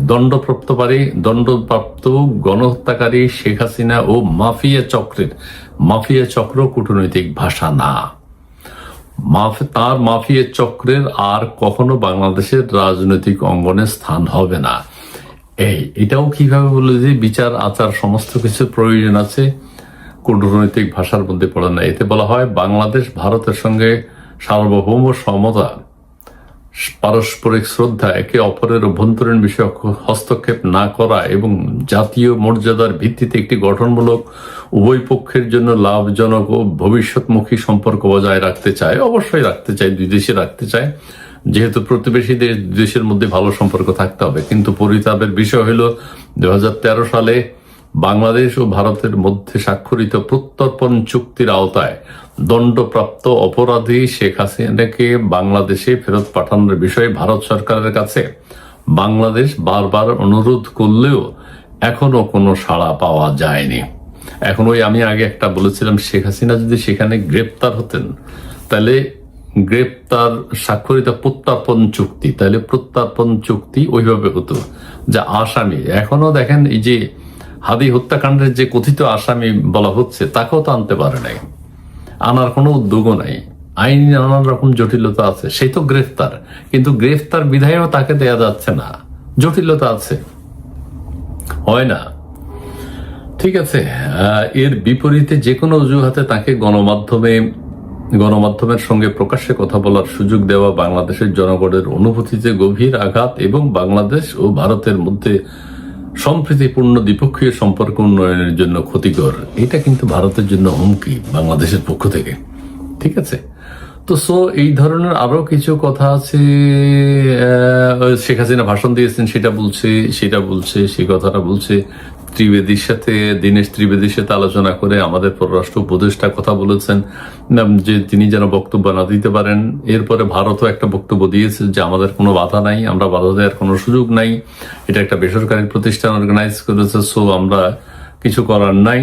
কূটনৈতিক ভাবে বলেছে, খলিলুর রহমানও বিভিন্ন সময় বলেছেন, কিন্তু এটি তো বক্তব্যটা আরেকটু সহনশীল। বাংলাদেশ অবশ্যই প্রতিক্রিয়া জানাবে, অবশ্যই ভারত যদি ওইরকম কিছু করে থাকে বাংলাদেশ প্রতিক্রিয়া জানাবে। এই বক্তব্য শেখ হাসিনা দিয়েছে, বাংলাদেশ প্রতিক্রিয়া অবশ্যই জানাবে, একটা প্রতিক্রিয়া তো থাকতেই হবে। সেই ক্ষেত্রে অনেকেই বলছেন এটা আরেকটু যদি শালীন হতো তাহলে ভালো হইতো। বক্তৃতা তো হয়েই গেছে, এখন ভারতের সাথে আমাদের সম্পর্ক খারাপ করার কি আছে? মোহাম্মদ আমিনুল ইসলাম নামে একজন কমেন্ট করেছে, সেখানে শেখ হাসিনার বক্তব্যে কোনো বিদ্বেষমূলক মনোভাব ছিল না, বরং দেশের রাজনীতির বাস্তব চিত্র তুলে ধরা হয়েছে। হত্যা, খুন, রাহাজানি এগুলো তো চলছেই, এতে বিক্ষুব্ধ হওয়ার কিছু নেই। দেশের এই ক্রান্তি লগ্নে শেখ হাসিনা ও আওয়ামী লীগ অবশ্যই প্রাসঙ্গিক, সারা বিশ্বের মিডিয়া তার সাথে আছে, অতএব এগুলো করে দেশের ক্ষতি করা ছাড়া কোনো লাভ হবে না। আরেকজন বলছেন মাহফুজুর রহমান, আগের জন বলছেন মোহাম্মদ আমিনুল ইসলাম। মাহফুজুর রহমান শেখ হাসিনাকে ফ্যাসিস্ট বলা হয়, অথচ সরকার শেখ হাসিনার কণ্ঠ রোধ করার জন্য দেশের এবং দেশের বাইরে তৎপরতা চালাচ্ছে। সরকারের এই আচরণ কি সুপার ফ্যাসিস্ট নয়? আচ্ছা, আরেকজন নাম প্রকাশে আননেমড ইউজার, তিনি বলছেন শেখ হাসিনার ভার্চুয়াল সভা কিভাবে সার্বভৌমত্বের উপর আঘাত তিনি জানতে চান। আননেমড ইউজার আরেকজন বলছেন যুক্তরাজ্যে বসে যখন বক্তব্য দেয়া হতো তখন কোন দেশের সাথে সম্পর্ক নষ্ট হয়নি। এটা বর্তমান প্রধানমন্ত্রীর কথা বলছেন, তিনি ওখানে বসে অনেক সময় বক্তব্য দিয়েছেন। আননেমড ইউজার আরেকজন বলছেন এই ধরনের কার্যক্রম বাংলাদেশ ও ভারতের দ্বিপক্ষীয় সম্পর্কের ইতিবাচক অগ্রগতিকে ক্ষতিগ্রস্ত করতে পারে। আরেকজন বলেছেন Ummu Abdullah, India will use Hasina to, কি লিখেছেন ওটা বোঝেন, কারেন্ট রেজিম। জি, জাকির হোসেন একটা বড় তথ্য দিয়েছেন। আরেকজন লিখেছেন শহীদুল, এই দিনে শহীদ ওসমান হাদিকে খুব মিস করছি, তার প্রতিটি কথা অক্ষর অক্ষরে মিলে যাচ্ছে দেশের সরকার ব্যবস্থা এবং দাদা বাবুদের কর্মকাণ্ডের সাথে। আচ্ছা, ওসমান হাদিকে স্মরণ করেছেন। জাকির হোসেন একটা বড় লেখা লিখেছেন, তিনি লিখেছেন ভারতের এক বিশিষ্ট সাংবাদিকের একটি টুইট চোখে পড়ার পর মূলত আগ্রহ নিয়ে বাংলাদেশের পররাষ্ট্র মন্ত্রণালয়ের প্রেস বিজ্ঞপ্তিটি পড়তে গেলাম। সেই সাংবাদিক খুব অবাক হয়ে অফিসিয়াল নথিতে ব্যবহৃত বিষাক্ত ও আক্রোশমূলক শব্দ চয়ন নিয়ে প্রশ্ন তুলেছিলেন। পুরো ড্রাফটটি পড়ার পর যে কোনো সচেতন মানুষই অনুধাবন করতে পারবেন আমাদের কূটনৈতিক পেশাদারিত্ব আজ কতটা তলানিতে গিয়ে কূটনৈতিক স্ট্যান্ডার্ডের চরম লঙ্ঘন ভারতীয় এই সাংবাদিক যথার্থই তুলে ধরেছেন আঙ্গুল দিয়ে। জি, তিনি বলছেন যে একটি রাষ্ট্রের পররাষ্ট্র মন্ত্রণালয়ের প্যাডে যেভাবে মাফিয়া, ভেনোমাস কিংবা জেনোসাইড আর এর মতো রাজপথের অ্যাক্টিভিস্ট মার্কা শব্দ ব্যবহার করা হয়েছে তা আন্তর্জাতিক ডিপ্লোম্যাটিক কোডের সম্পূর্ণ পরিপন্থী, আইনের অজ্ঞতা জাহির। 1948 সালে জাতিসংঘের জাতিসংঘ সনদের আন্তর্জাতিক সংজ্ঞা অনুযায়ী কোনো জাতি বা ধর্মীয় গোষ্ঠীকে নিশ্চিহ্ন করার উদ্দেশ্য ছাড়া জেনোসাইড বলা যায় না। কোনো জাতি বা ধর্মীয় গোষ্ঠীকে নিশ্চিহ্ন করার উদ্দেশ্যে যে ঘটনা ঘটে সেটাই জেনোসাইড, কিন্তু এটাকে জেনোসাইড বলা যায় না। কোনো আদালত বা আন্তর্জাতিক ট্রাইব্যুনালের চূড়ান্ত রায় ছাড়া রাষ্ট্রীয় ডকুমেন্টে কনভিক্টেড জেনোসাইডার লেখা আন্তর্জাতিক আইনি পরিমণ্ডলে আমাদের নিজেদের অজ্ঞতাকেই উন্মোচন করেছে। রাজনৈতিক প্যানিকের বহিঃপ্রকাশ, ভারতের মাটিতে শেখ হাসিনার লাইভ প্রেস কনফারেন্সের বিশাল ইম্প্যাক্ট এবং সোশ্যাল মিডিয়ায় কোটি কোটি মানুষের সাড়া যে কতটা অস্বস্তি তৈরি করেছে বর্তমান সরকারের এই প্রেস রিলিজের প্রতিটি লাইনে সেই তীব্র হতাশা ফুটে উঠেছে। পররাষ্ট্রনীতি চলে কৌশলে, প্রজ্ঞা ও আন্তর্জাতিক প্রোটোকলে।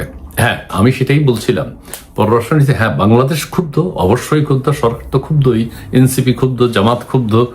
তো সেই ক্ষেত্রে প্রোটোকল অনুযায়ী কূটনৈতিক ভাষায় নিজেদের ক্ষোভ প্রকাশ করা, সরাসরি ক্ষুব্ধ আমরা শেষ করে দেবে এটা না বলে কিভাবে সুন্দরভাবে বলা যায় সেটি প্র্যাকটিস করা উচিত।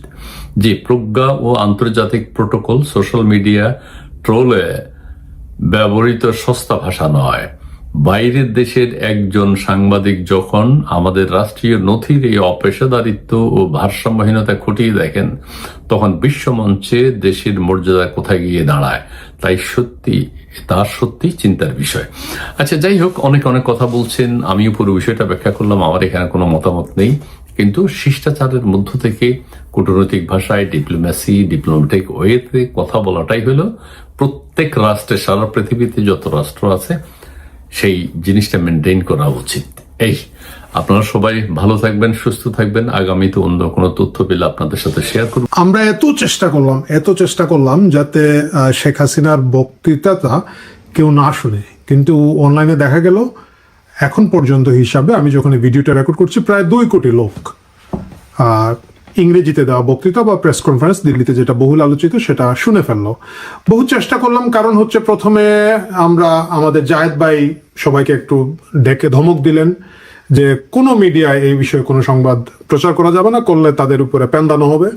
ওকে, ঠিক আছে, বাংলাদেশের মিডিয়া সব কিছু চুপচাপ, তাহলে বোঝা গেল প্রচার হবে না। তারপরে দেখা গেল যে না, এটা বন্ধ হয় না। তারপরে করা হলো কি, ভারতের হাই কমিশনারকে ডেকে আনা হলো, ডেকে আনা তাকে বলা হলো যে খবরদার এইসব কথাবার্তা যেন দিল্লিতে না বলে সেটা। তারপরে প্রচার করা হলো যে শেখ হাসিনা আসলে বক্তৃতা দিবেন না, তিনি একটা অডিও বার্তা কোথাও রেকর্ড করেছেন এবং সেটা টেপ রেকর্ডারের মতো বাজিয়ে দেওয়া হবে। এরকম বিভিন্ন জল্পনা কল্পনা এবং থামিয়ে দেওয়ার বিভিন্ন ধরনের চেষ্টার পরেও আজকে যখন এই ভিডিওটা রেকর্ড করছি, কিছুক্ষণ আগে শেখ হাসিনার বক্তৃতা এবং তার সেই বহুল আলোচিত প্রেস মিট যেটা দিল্লিতে হয়ে গেল, সেটার দর্শক শুধু অনলাইনেই প্রায় 2 কোটি। আমি যতটুকু দেখলাম, আওয়ামী লীগের অফিসিয়াল ফেসবুক পেজে 5 million, Shakib Al Hasan বিশ্বসেরা allrounder cricketer এবং আওয়ামী লীগের নেতা, ওনার এখানে ছিল 11 মিলিয়ন, এবং রয়টার্স আন্তর্জাতিক মিডিয়া সেখানে প্রায় 2.9 মিলিয়ন বা 2.7 মিলিয়ন আমি একটা দেখেছি। ধরেন ওইখানে আরো, এখন আপনারা বলবেন যে ভাই তুই লাখ বলতে গিয়ে মিলিয়ন বলছিস, তা না, এম লেখা আছে। এম মানে হচ্ছে মিলিয়ন, মিলিয়ন মানে হচ্ছে 10 লাখ। কারণ অনেকেই আবার বলে যে বঙ্গবন্ধু নাকি 3 লাখ বলতে গিয়ে 3 মিলিয়ন বলে ফেলেছিলেন, বাট আমরা সেই ভুল করছি না, একবারে এম লেখা দেখে বলছি। তো যদি তাই হয় তাহলে মানে 11 মিলিয়ন যদি শুধু সাকিব আল হাসানে দেখে, 1 কোটি 10 লাখ ওইখানে দেখেছেন, 50 লক্ষ লোক দেখেছেন আওয়ামী লীগের ফেসবুক পেজে, প্রায় 30 লাখ লোক দেখেছেন 3 মিলিয়ন রয়টার্সে, এবং এর বাইরে আরো বিভিন্ন আন্তর্জাতিক মিডিয়া প্রচার করেছে। আওয়ামী লীগের তাদের ইউটিউব চ্যানেলে আমি দেখলাম প্রায় 500,000 প্রায় ওইখানের মধ্যে দেখেছেন, প্রায় 5 লাখ লোক ওইখানে দেখেছেন। তো সব মিলিয়ে ন্যূনতম 2 কোটি বা এর চেয়ে বেশি লোক শেখ হাসিনার এই বক্তৃতা দেখেছেন। তো এটা দেখেছেন যেহেতু 2 কোটি লোক, আমি ধরে নিচ্ছি আপনারা যারা আমার ভিডিও দেখছেন তারা প্রায় সকলেই এটা দেখে ফেলেছেন। সুতরাং ওখানে শেখ হাসিনা কি বলেছেন সেটা নিয়ে আসলে এখন আলাপের সুযোগ নাই, কারণ আপনারা বলবেন ভাই তুই আবার করতে গাইলে, বেটা আমরা তো সব শুনে ফেলেছি।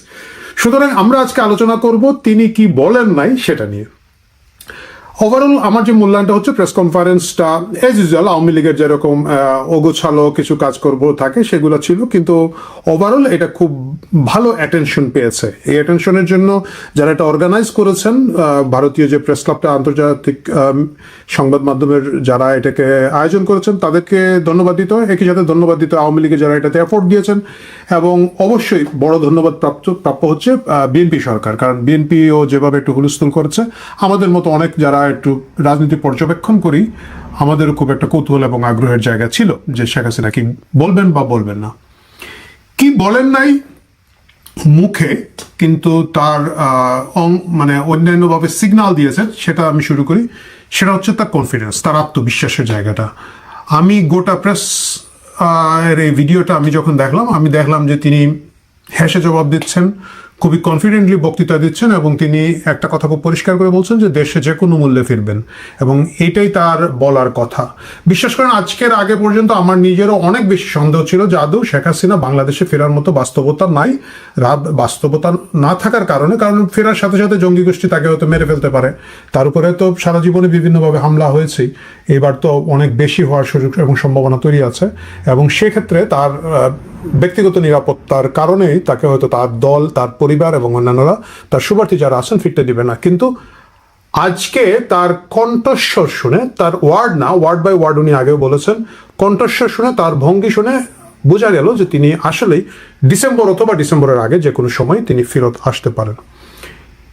এটা যদি ঘটে থাকে, এটা আমি মোটামুটি এখন নিশ্চিত যে তিনি খুব সিরিয়াসলি এটা একটা চেষ্টা করবেন, এবং তিনি চেষ্টা করলে হয়তো বাংলাদেশে ফেরত আসবেন।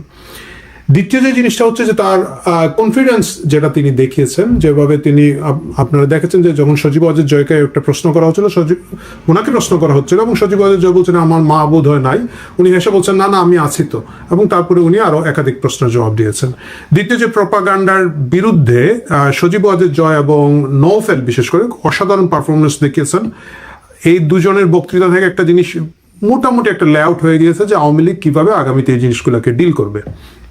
নাম্বার ওয়ান হচ্ছে যে জুলাই আগস্ট 2024-এর যে ঘটনাগুলো, তার একটা নিরপেক্ষ তদন্তের জায়গাটা তারা দাবি করছেন, এবং সেই জায়গাটায় তারা যেভাবে বলেছেন, বিশেষ করে সজীব ওয়াজেদ জয়কে যখন জিজ্ঞেস করা হয়েছে যে জুলাই আগস্টের হত্যাকাণ্ড হয়েছে, মানুষ মারা গিয়েছে, এটার জন্য তারা দুঃখ প্রকাশ করবেন কিনা না, তিনি বলেছেন যে ডক্টর ইউনুসের কথা বলেছেন যে ইউনুস তো অলরেডি এটাকে বন্ধ করে দিয়েছে, কারণ একবার একটা ব্ল্যাঙ্ক সাইন দিয়েছে, ইন্ডেমনিটি দিয়েছে, এবং তিনি ইঙ্গিত দিয়েছেন, প্রশ্ন করেছেন যে জাতিসংঘ যেখানে 1400 লোক বলছে এবং 800-850 লোকের হিসাব পাওয়া যাচ্ছে যারা সরকারের গ্যাজেটভুক্ত জুলাইতে নিহত, তাহলে বাকি লোক কারা? তিনি ইঙ্গিত দিয়েছেন যে বাকিরা আওয়ামী লীগ হতে পারে, পুলিশ হতে পারে, এবং সেই জায়গাটায় তিনি পুরো জিনিসটাকে একটা স্কেলে দেখতে যাচ্ছেন। সো আমরা একটা জিনিস বুঝলাম যে আওয়ামী লীগ যাকে বলা হচ্ছে যে এই অন্যান্যরা, আপনারা জানেন কারা, বলে থাকেন যে একবারও তো দুঃখ করল না, মনে হলো যেমন দুঃখ প্রকাশ করলেই তাদেরকে খেলায় নেবে, কিন্তু আওয়ামী লীগ সেই খেলায় তাদের প্রতিপক্ষের নিয়মে যাবে না। এটা আজকের সিগন্যালটা খুব পরিষ্কার। আরেকটা জিনিস হচ্ছে নওফেলের বক্তৃতা থেকে আমার কাছে মনে হয়েছে যে খুব সুস্পষ্ট হয়েছে তারা জঙ্গিবাদের বিরুদ্ধে, তারা যে উগ্র ডানপন্থীদের উত্থান বাংলাদেশে যেটা হয়েছে এটার বিরুদ্ধে তারা খুব শক্ত অবস্থান নিয়ে রেখেছেন, এবং তারা এটা কন্টিনিউ করবেন। এর আগে আমরা আওয়ামী লীগকে দেখেছি 2013 থেকে 24 পর্যন্ত বিভিন্ন সময়ে তারা কিন্তু আপোষ করেছেন। ইনফ্যাক্ট 2013 আগেও তারা আপোষ করেছেন। 2013-তে গণজাগরণ মঞ্চের কারণে একটা প্রেশার তৈরি হয়েছিল, যেটা হচ্ছে সেকুলার মধ্যবিত্ত সমাজের পক্ষ থেকে যে প্রেশার তৈরি হয়েছিল, একটু তারা পিছপা হয়েছিলেন। আবার হেফাজতের সাথে তারা আপোষ করেছেন, রেলের জমি দিয়েছেন, তারা বিভিন্ন জায়গায় সরকারের বিভিন্ন পতিত জমি এটার মধ্যে মডেল মসজিদ বানিয়েছেন, মাদ্রাসা শিক্ষার্থীদেরকে বিভিন্ন সুযোগ সুবিধা দিয়েছেন, তাদের বিভিন্ন হাফডান লেখাপড়া, ভাই সত্যি কথা, মানে মাদ্রাসার এইগুলা লেখাপড়া, হাফডান লেখাপড়া এগুলারে মাস্টার সমমানের করেছেন, এবং বিভিন্নভাবে তারা তেলিয়েছেন এই উগ্র ডানপন্থীদের। শেষ পর্যন্ত কোনো লাভ হয় নাই। এই জায়গাটা হয়তো আওয়ামী লীগের একটু বোধোদয় হয়েছে, এবং তারা এখন ধর্মনিরপেক্ষ বাংলাদেশের কথা বলছেন, সেকুলার বাংলাদেশের কথা বলছেন, উগ্র ডানপন্থীদের বিরুদ্ধে কথা বলছেন, যেটা নওফেল খুব মোটামুটি সুস্পষ্ট করেছেন। সো এই কথাগুলো যদিও শেখ হাসিনা বলেন নাই, কিন্তু আওয়ামী লীগের যে দৃষ্টিভঙ্গি সেটা এখানের মধ্যে পরিষ্কার হয়ে গিয়েছে। আরেকটা জিনিস পরিষ্কার হয়ে গিয়েছে যে শেখ হাসিনা কেয়ার করছেন না তার পরিণতি কী হবে, এবং তিনি সব ধরনের পরিণতির জন্যই প্রস্তুত আছেন। তিনি যেভাবে বলেছেন যে আমি 81 সালে ফেরত এসেছি, 81-তে আমাকে জেলে না নিলেও 83-তে আমাকে জেলে নেওয়া হয়েছে, এবং তারপর আমি বিভিন্ন সময় কারাগারে ছিলাম। সুতরাং বর্তমানে যে বিএনপি জামাত বিএনপি সরকার যেটা আছে তারা কি করবেন না করবেন সেটা শেখ হাসিনা ভাবছেন না, এবং সেটা যদি তিনি না ভেবে থাকেন, তিনি যে কথাটা বলতে চাচ্ছে আমার যা হবার হোক আমি বাংলাদেশে ফিরবো। গোটা এই প্রেস মিট যেটা আসলে সাধারণ মানুষের কৌতূহল এবং আগ্রহের জায়গা হওয়ার কথা ছিল না, কিন্তু যেভাবে দর্শক আমরা দেখলাম অনলাইনে হয়েছে, এবং এটা আগামী কয়েকদিন আরো বাড়বে, কারণ অনেকেই দেখতে পারে না। আমার মতো লোক যারা কামলা দিয়ে খায়, বিদেশের মাটিতে চাকরি বাকরি করে, আমরা তার অফিস ফেলে দিয়ে দেখতে পারি না, তারা দেখছেন এবং আগামী 2-3 দিন এরা দেখবেন। সবকিছু মিলে মনে হচ্ছে যে শেখ হাসিনার পর্ব শেষ, আওয়ামী লীগের পর্ব শেষ বলে যারা আশা করছিলেন, যারা বিশ্বাস করছিলেন এবং যারা পরস্পরকে সান্ত্বনা দিচ্ছিলেন, তারা সকলেই এখন তাদের কপালে একটু ভাঁজ পড়বে, তারা ভুরু কুচকাবেন এবং তারা টেনশনে পড়বেন। কারণ 2 কোটি মানুষ যদি শেখ হাসিনার এই আলোচিত প্রেস কনফারেন্সটি প্রথম দিনই দেখে থাকেন, এর মানে হচ্ছে শেখ হাসিনার প্রতি, আওয়ামী লীগের প্রতি, এবং আওয়ামী লীগ কী করতে চায়, শেখ হাসিনা কী করতে চান, এটার প্রতি মানুষের আগ্রহ, কৌতূহল এবং উৎসুক দৃষ্টিভঙ্গি সবসময় বজায় ছিল, বজায় আছে।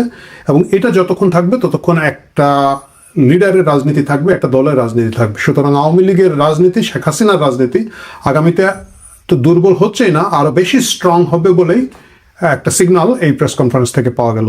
দেখা যাক শেখ হাসিনা ডিসেম্বর বা তার আগে যদি ফিরে আসেন, তখন বাংলাদেশের রাজনীতি কি পরিমাণ উত্তাল হয়।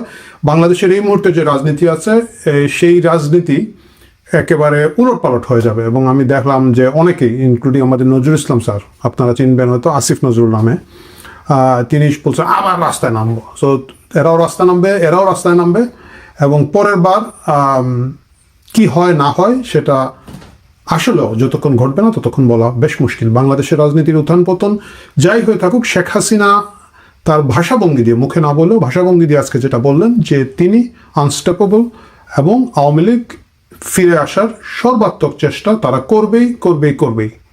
বাংলাদেশের রাজনীতি কোথায় যায় সেটা দেখার জন্য তাই আমাকে আপনাকে। সুপ্রিয় দর্শক, আসসালামু আলাইকুম।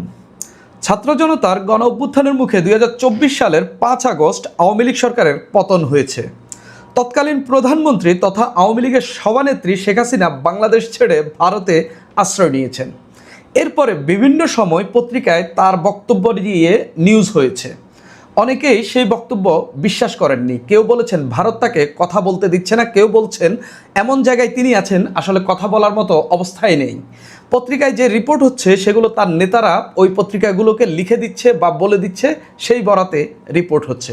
কেউ বলেছেন শেখ হাসিনা মুমূর্ষু অবস্থায় হাসপাতালে আছেন, কথা বলার অবস্থায় নেই। কেউ বলেছেন তিনি মারা গেছেন। সর্বশেষ শেখ হাসিনা জানান দিলেন তিনি যে বেঁচে আছেন। বুধবার দিল্লিতে একটি প্রেস কনফারেন্স করেছে আওয়ামী লীগ। দিল্লির ফরেন করেসপন্ডেন্ট ক্লাবে এই প্রেস কনফারেন্স করা হয়। শেখ হাসিনা সেখানে বক্তব্য দিয়েছেন, তার ছেলে সজীব ওয়াজেদ জয় সেখানে বক্তব্য দিয়েছেন। এই বক্তব্যের মধ্যে তিনি আসলে বেশ কিছু কথা বলেছেন, তারা দুইজনেই অনেক কথা বলেছেন। এর মধ্যে কিছু কথা খুবই সিগনিফিক্যান্ট। আমি অন্তত 11টি গুরুত্বপূর্ণ ঘটনা বের করেছি এখান থেকে, যেগুলো নিয়ে আলাপ করার মতো, যেগুলো আলোচনা করার মতো।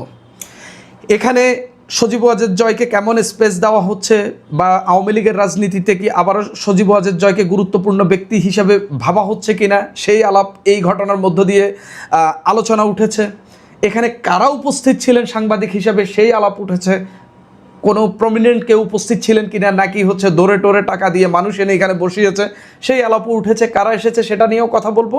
শেখ হাসিনা ঘোষণা দিয়েছেন তিনি ডিসেম্বরে ফিরবেন, অর্থাৎ এই বছরের মধ্যেই তিনি ফিরবেন। তিনি ফিরতে পারবেন কিনা, এই ফেরার জন্য তিনি কী কলকাঠি নাড়ছেন, কার সঙ্গে যোগাযোগ করছেন, কাদের মধ্যস্থতায়, আমেরিকা এখানে সহায়তা করছে কিনা, ভারত এখানে কিভাবে ইনভলভ আছে, ভারত তাকে ছাড়বে কিনা বাংলাদেশে আসার জন্য, বাংলাদেশ সরকারের সঙ্গে তার কি যোগাযোগ হচ্ছে, সেই সব নিয়েই তিনি কথা বলেছেন। বিশেষ করে সাংবাদিকদের প্রশ্নের পরিপ্রেক্ষিতে এই কথাগুলো এসেছে। তিনি তার বক্তব্যে আসলে গুরুত্বপূর্ণ তেমন কিছুই বলেননি। সজীব ওয়াজেদ যে বক্তব্য দিয়েছেন সেই বক্তব্যের মধ্যেও গুরুত্বপূর্ণ বেশ কিছু কথা ছিল, সেগুলো নিয়ে আমি আলাপ করব। মোট কথা 11টি ঘটনা এবং কিছু প্রশ্ন, সেগুলো নিয়ে আমি কথা বলবো। প্রথমত, এখানে সাংবাদিক হিসাবে কারা উপস্থিত ছিলেন। সাংবাদিকরা যখন উঠে দাঁড়াচ্ছেন, প্রশ্ন করছেন, নিজের পরিচয় দিচ্ছেন।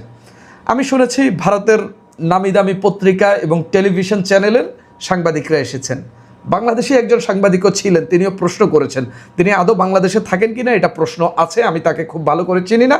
তবে তিনি যেভাবে প্রশ্ন করেছেন তিনি আওয়ামী লীগের লোকই তাকে মনে হয়েছে।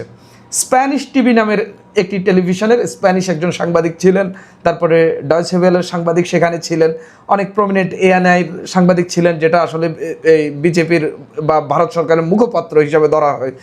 ভারতের মোটামুটি সব টিভি চ্যানেলেরই সাংবাদিকরা সেখানে উপস্থিত ছিলেন। মোটামুটি বড় সড়ো একটা প্রেস কনফারেন্স বলা হয়। টাকা দিয়ে এনেছে, কিন্তু ভালো ভালো লোক আনতে পেরেছে, একেবারে খারাপ সাংবাদিক আসেনি। এখানে প্রশ্নোত্তর পর্বে সজীব ওয়াজেদ জয়কে যখন আরেকটি গুরুত্বপূর্ণ ঘটনা যখন প্রশ্ন করা হচ্ছিল, শেখ হাসিনা ফ্লোরটা সজীব ওয়াজেদ জয়কে দিয়ে দিয়েছেন। এটা কি তার ইংরেজি বলার লিমিটেশনের জায়গা থেকে দিয়েছেন, নাকি শেখ হাসিনা সজীব ওয়াজেদ জয়কে এই সাংবাদিক হ্যান্ডেল করা বা রাজনীতির বিষয়ে তৈরি করেছেন বিদায় এখন এই রাজনৈতিক প্রশ্নগুলো তাকে জবাব দিতে দিচ্ছেন বা দেওয়ার জন্য স্পেস তৈরি করে দিচ্ছেন, সেই আলোচনা উঠেছে। আমার কাছে মনে হচ্ছে সজীব ওয়াজেদ জয় এখন আওয়ামী লীগের রাজনীতির জন্য একজন গুরুত্বপূর্ণ ব্যক্তিত্ব হিসাবে আবির্ভূত হয়েছেন, যদিও তিনি এখানে সাংবাদিকদের প্রশ্নের জবাবে বেশ কিছু ব্ল্যান্ডার করেছেন, সেটা নিয়েও বলবো। 3 নম্বর যে ঘটনা, জয়ের কথা, তাকে সাংবাদিক সরাসরি প্রশ্ন করেছেন, আপনি 2 দেশের সিটিজেন, বাংলাদেশ এবং ইউএসের সিটিজেন। তিনি অকপটে সেটা স্বীকার করে নিলেন, অর্থাৎ তিনি যে যুক্তরাষ্ট্রের নাগরিক সেটা তিনি স্বীকার করলেন। তিনি এখানে আরেকটি গুরুত্বপূর্ণ কথা বলেছেন, সেটা হলো যে তাদের সরকার বা আওয়ামী লীগ সরকার যে ক্ষমতায় ছিল এবং সেই সময় যে খুনের ঘটনাগুলো ঘটেছে, বিশেষ করে জুলাই অভ্যুত্থানের সময় যে ঘটনা, জুলাই আগস্টে যে ঘটনাগুলো ঘটেছে, মানুষ হত্যাকাণ্ডের শিকার হয়েছে, সেগুলো নিয়ে তারা অনুশোচনা করবে কিনা। এখানে তিনি স্পষ্ট বলেছেন বাংলাদেশে খুন এখনও হচ্ছে এবং ইউনূস আমলেও হয়েছে, ডক্টর ইউনূসের আমলে বা অন্তর্বর্তীকালীন সরকারের সময় হয়েছে। তারা কি সেগুলো নিয়ে ক্ষমা চাইবে? তাহলে আমরাও ক্ষমা চাইব। মানে কি ধরনের ন্যাক্কারজনক কথা আওয়ামী লীগের মতো এত বড় একটি দলের প্রধানের সন্তান বলছেন যে এখন যে খুনের ঘটনা ঘটছে বা অন্তর্বর্তী সরকারের সময় যেগুলো ঘটেছে সেগুলোর জন্য ক্ষমা চাইলে আমরাও ক্ষমা চাইব। এটা খুবই গর্হিত একটা এবং খুবই ব্ল্যান্ডারাস একটা কথা হয়েছে। কেননা আপনি যদি ভুল করে থাকেন, আপনার আরেকজনের দিকে তাকাইতে হবে কেন? আপনার অন্যায়ের ক্ষমা আপনার চাইতে হবে। তিনি বলেছেন বাংলাদেশে এখন যে ঘটনা ঘটছে, এই খুনগুলোকে লিগ্যালাইজ করা হচ্ছে, তাহলে আমাদেরগুলো লিগ্যালাইজ, এইরকম টোনে তিনি কথা বলেছেন। আরে ধরলাম তার দাবি সত্য যে বিএনপি সরকার হত্যাকাণ্ড চালাচ্ছে, ইউনূস সরকার হত্যাকাণ্ড চালাচ্ছে, তাহলে কি আপনার হত্যাকাণ্ডের বৈধতা তৈরি হয়? কোনোভাবেই না। আর দেশ এখন কিভাবে চলছে এটা বাংলাদেশের মানুষ খুব ভালো করেই জানে। আমি এটা নিয়ে কথা বলতে চাই না, মানে দীর্ঘায়িত করতে চাই না। তারপরে যে পয়েন্টটি গুরুত্বপূর্ণ, সজীব ওয়াজেদ জয় নিজেই বলেছেন তিনি জাতিসংঘকে এই যে জুলাই আন্দোলনে কতজন নিহত হয়েছেন, শহীদ হয়েছেন, সেটার তালিকা চেয়েছেন এবং সেটার বিষয়ে জানতে চেয়েছেন। মানবাধিকার সংস্থায় তিনি তাদের লয়ার দিয়ে বেশ কয়েকবার চিঠি পাঠিয়েছেন এবং বাংলাদেশের মানবাধিকার অবস্থা নিয়ে কথা বলার জন্য আবেদন জানিয়েছেন। কিন্তু আমরা দেখলাম বাংলাদেশের অবস্থা নিয়ে, আপনার আওয়ামী লীগের অবস্থা নিয়ে খুব বেশি সরবতা মানবাধিকার সংস্থাগুলো দেখা যায়নি। অর্থাৎ আওয়ামী লীগের এই আবেদনগুলোকে বিদেশি মানবাধিকার সংস্থাগুলো, বিশেষ করে জাতিসংঘ, খুব একটা পাত্তা দিচ্ছে না। এটা একেবারে মানে সজীব ওয়াজেদ জয়ের কথাই স্পষ্ট হয়েছে। শেখ হাসিনা ফেরার ঘোষণা দিয়েছেন এবং সেটা এবছরেই। ফিরতে পারবেন কি না এটা আমি একেবারে শেষে আলাপ করব, এবং তিনি এটা বেশ কয়েকবার বলেছেন। তারপরে অ্যারেস্ট, শেখ হাসিনা দেশে ফিরলে অ্যারেস্ট হতে পারেন, এই বিষয়ে তিনি কথা বলেছেন। তিনি বলেছেন তিনি 83-তে অ্যারেস্ট হয়েছেন, 87 বা 88 এরকম একটা শব্দ বলেছেন। 2007-এ অ্যারেস্ট হয়েছেন। তিনি এর আগেও তিনি যখন নির্বাসিত ছিলেন সেখান থেকে তিনি ফিরেছেন এবং কোনো ভয় করেননি, এবং তিনি মনে করছেন এবারও তিনি ঠিক একইভাবে ফিরবেন এবং তার কপালে যাই ঘটুক না কেন তিনি সব কিছু মেনে নেবেন। অর্থাৎ তিনি ফেরার বিষয়ে মোটামুটি অ্যাডামান্ট এবং তিনি সিদ্ধান্ত নিয়েছেন। এরপরে যুক্তরাষ্ট্র বিষয়ে তাকে প্রশ্ন করা হয়েছে, সজীব ওয়াজেদ জয় জবাব দিয়েছেন। তার কথায় আমার যেটা মনে হয়েছে স্পষ্টত, যুক্তরাষ্ট্র আওয়ামী লীগকে আর কোনো প্রায়োরিটি দিচ্ছে না। তিনি বলেছেন যুক্তরাষ্ট্র এখন পাকিস্তানপন্থী হয়ে গেছে, যুক্তরাষ্ট্রের নিজস্ব একটা গোল আছে, এবং ডক্টর মোহাম্মদ ইউনূস সরকারের সঙ্গে যে চুক্তি হয়েছে এটা তিনি বলেন নাই, তবে মিনিংটা এরকম। এটার ফলে এখন এই সরকারের সঙ্গে বা পূর্ববর্তী অন্তর্বর্তীকালীন সরকারের সঙ্গে যুক্তরাষ্ট্রের এখন ভালো সম্পর্ক আছে এবং যুক্তরাষ্ট্র আওয়ামী লীগকে খুব একটা পাত্তা দিচ্ছে না এটা, বা সহায়তা পাচ্ছে না, এটা মোটামুটি তার বক্তব্যে স্পষ্ট। এরপরে যে ঘটনাটি 8 নম্বর যে পয়েন্ট, সাংবাদিকরা বারবার প্রশ্ন করেছেন বাংলাদেশ সরকারের সঙ্গে আওয়ামী লীগের শীর্ষ নেতৃত্বের কোনো যোগাযোগ আছে কিনা, এবং আওয়ামী লীগের পক্ষ থেকে বা শেখ হাসিনার পক্ষ থেকে এবং সজীব ওয়াজেদ জয়ের পক্ষ থেকে স্পষ্টত বলা হয়েছে যে আমার মা ফিরতে চান, সেই কারণেই তিনি ফিরবেন, সরকারের সঙ্গে যোগাযোগ করার কোনো দরকারই নেই এবং যোগাযোগ করবেনও না। এবং শেখ হাসিনা এটার জবাবের আগেই দিয়েছেন তার কপালে যা আছে তাই ঘটবে।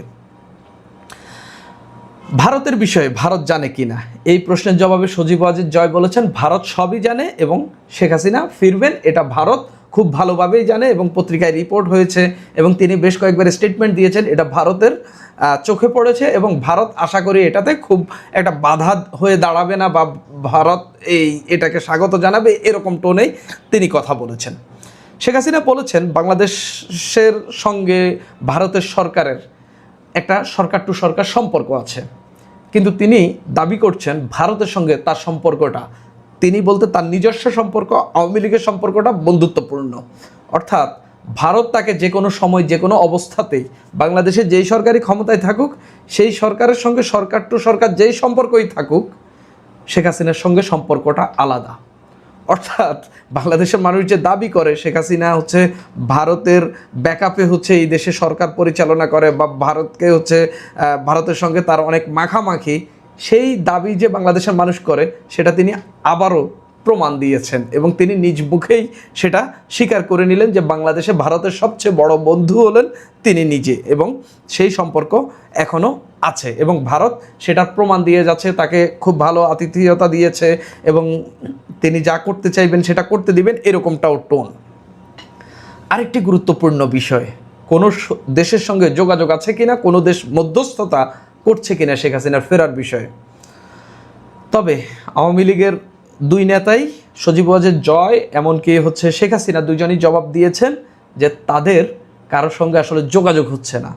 এখানেই ইন্টারেস্টিং ফ্যাক্ট হলো যে তাদের সঙ্গে আসলে কেউ ওইভাবে যোগাযোগ বা তাদেরকে সহায়তা করতে চাচ্ছে না, ভারত ছাড়া সম্ভবত, যেহেতু ভারতে আছেন এবং ভারতকে তারা অনেক কিছু দিয়েছেন, সেই কারণে হয়তো ভারত তাদের প্রতি কৃতজ্ঞতা দেখাচ্ছে, কিংবা যাই হোক ভারত হতে ভবিষ্যৎ চিন্তা করে আওয়ামী লীগ আবার আসলে সম্পর্ক তো ঠিক রাখতে হবে, সেই জায়গা থেকে হোক বা আশ্রয় দিয়েছে বা অনেক কিছু খেয়েছে, যে কারণেই হোক ভারত সেটা করে যাচ্ছে, এরকমটাই বলছে। তবে কোনো আন্তর্জাতিক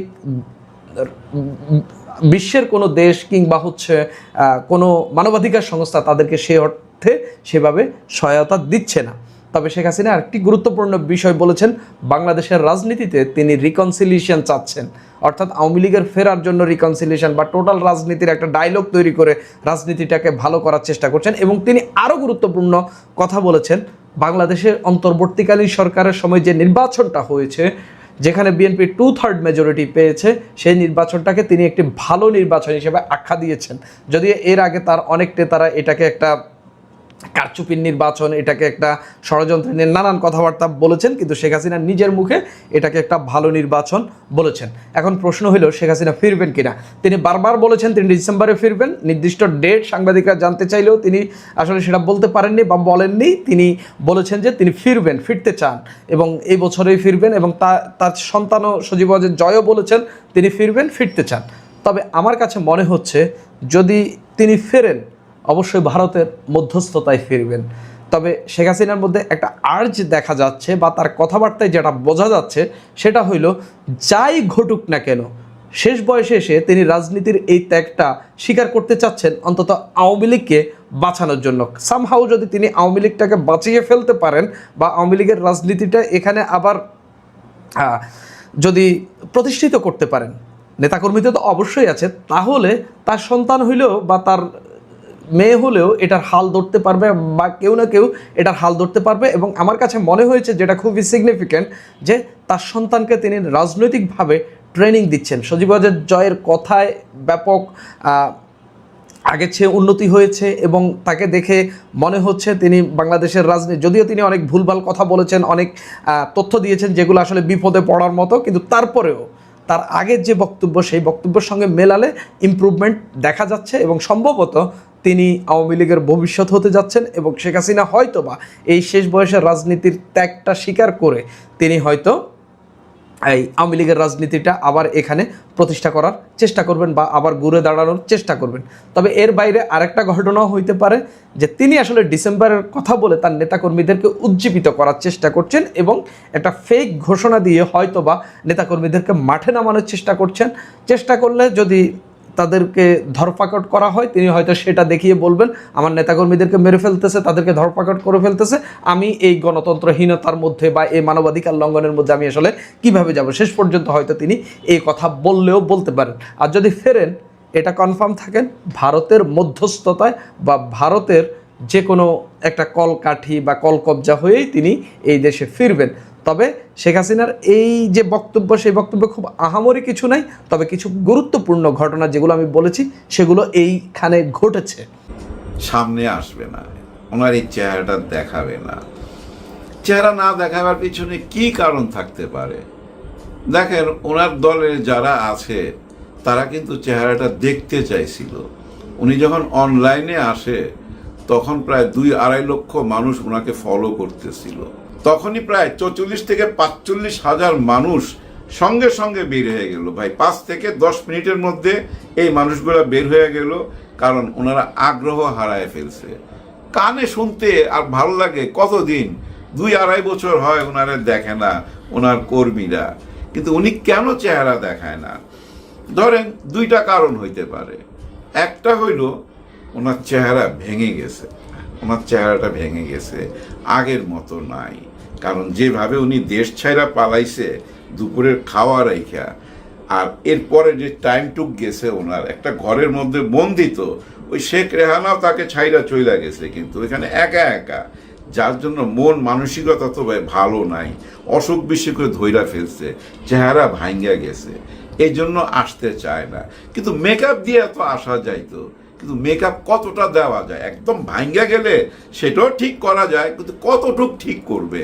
আমার মনে হয় সেই রিস্কটা নেয় নাই, কারণ মানুষ বুঝা ফেলতে পারে ও মেকআপ নিছে, যদি ট্রল হয়, যার জন্য সেই রিস্কটা নেয় নাই। আরেকটা কারণ কি হইতে পারে, সেটা হলো ইংরেজিতে কথা বলা। হ্যাঁ, ওনাকে তো ইংলিশে কথা বলতে হবে।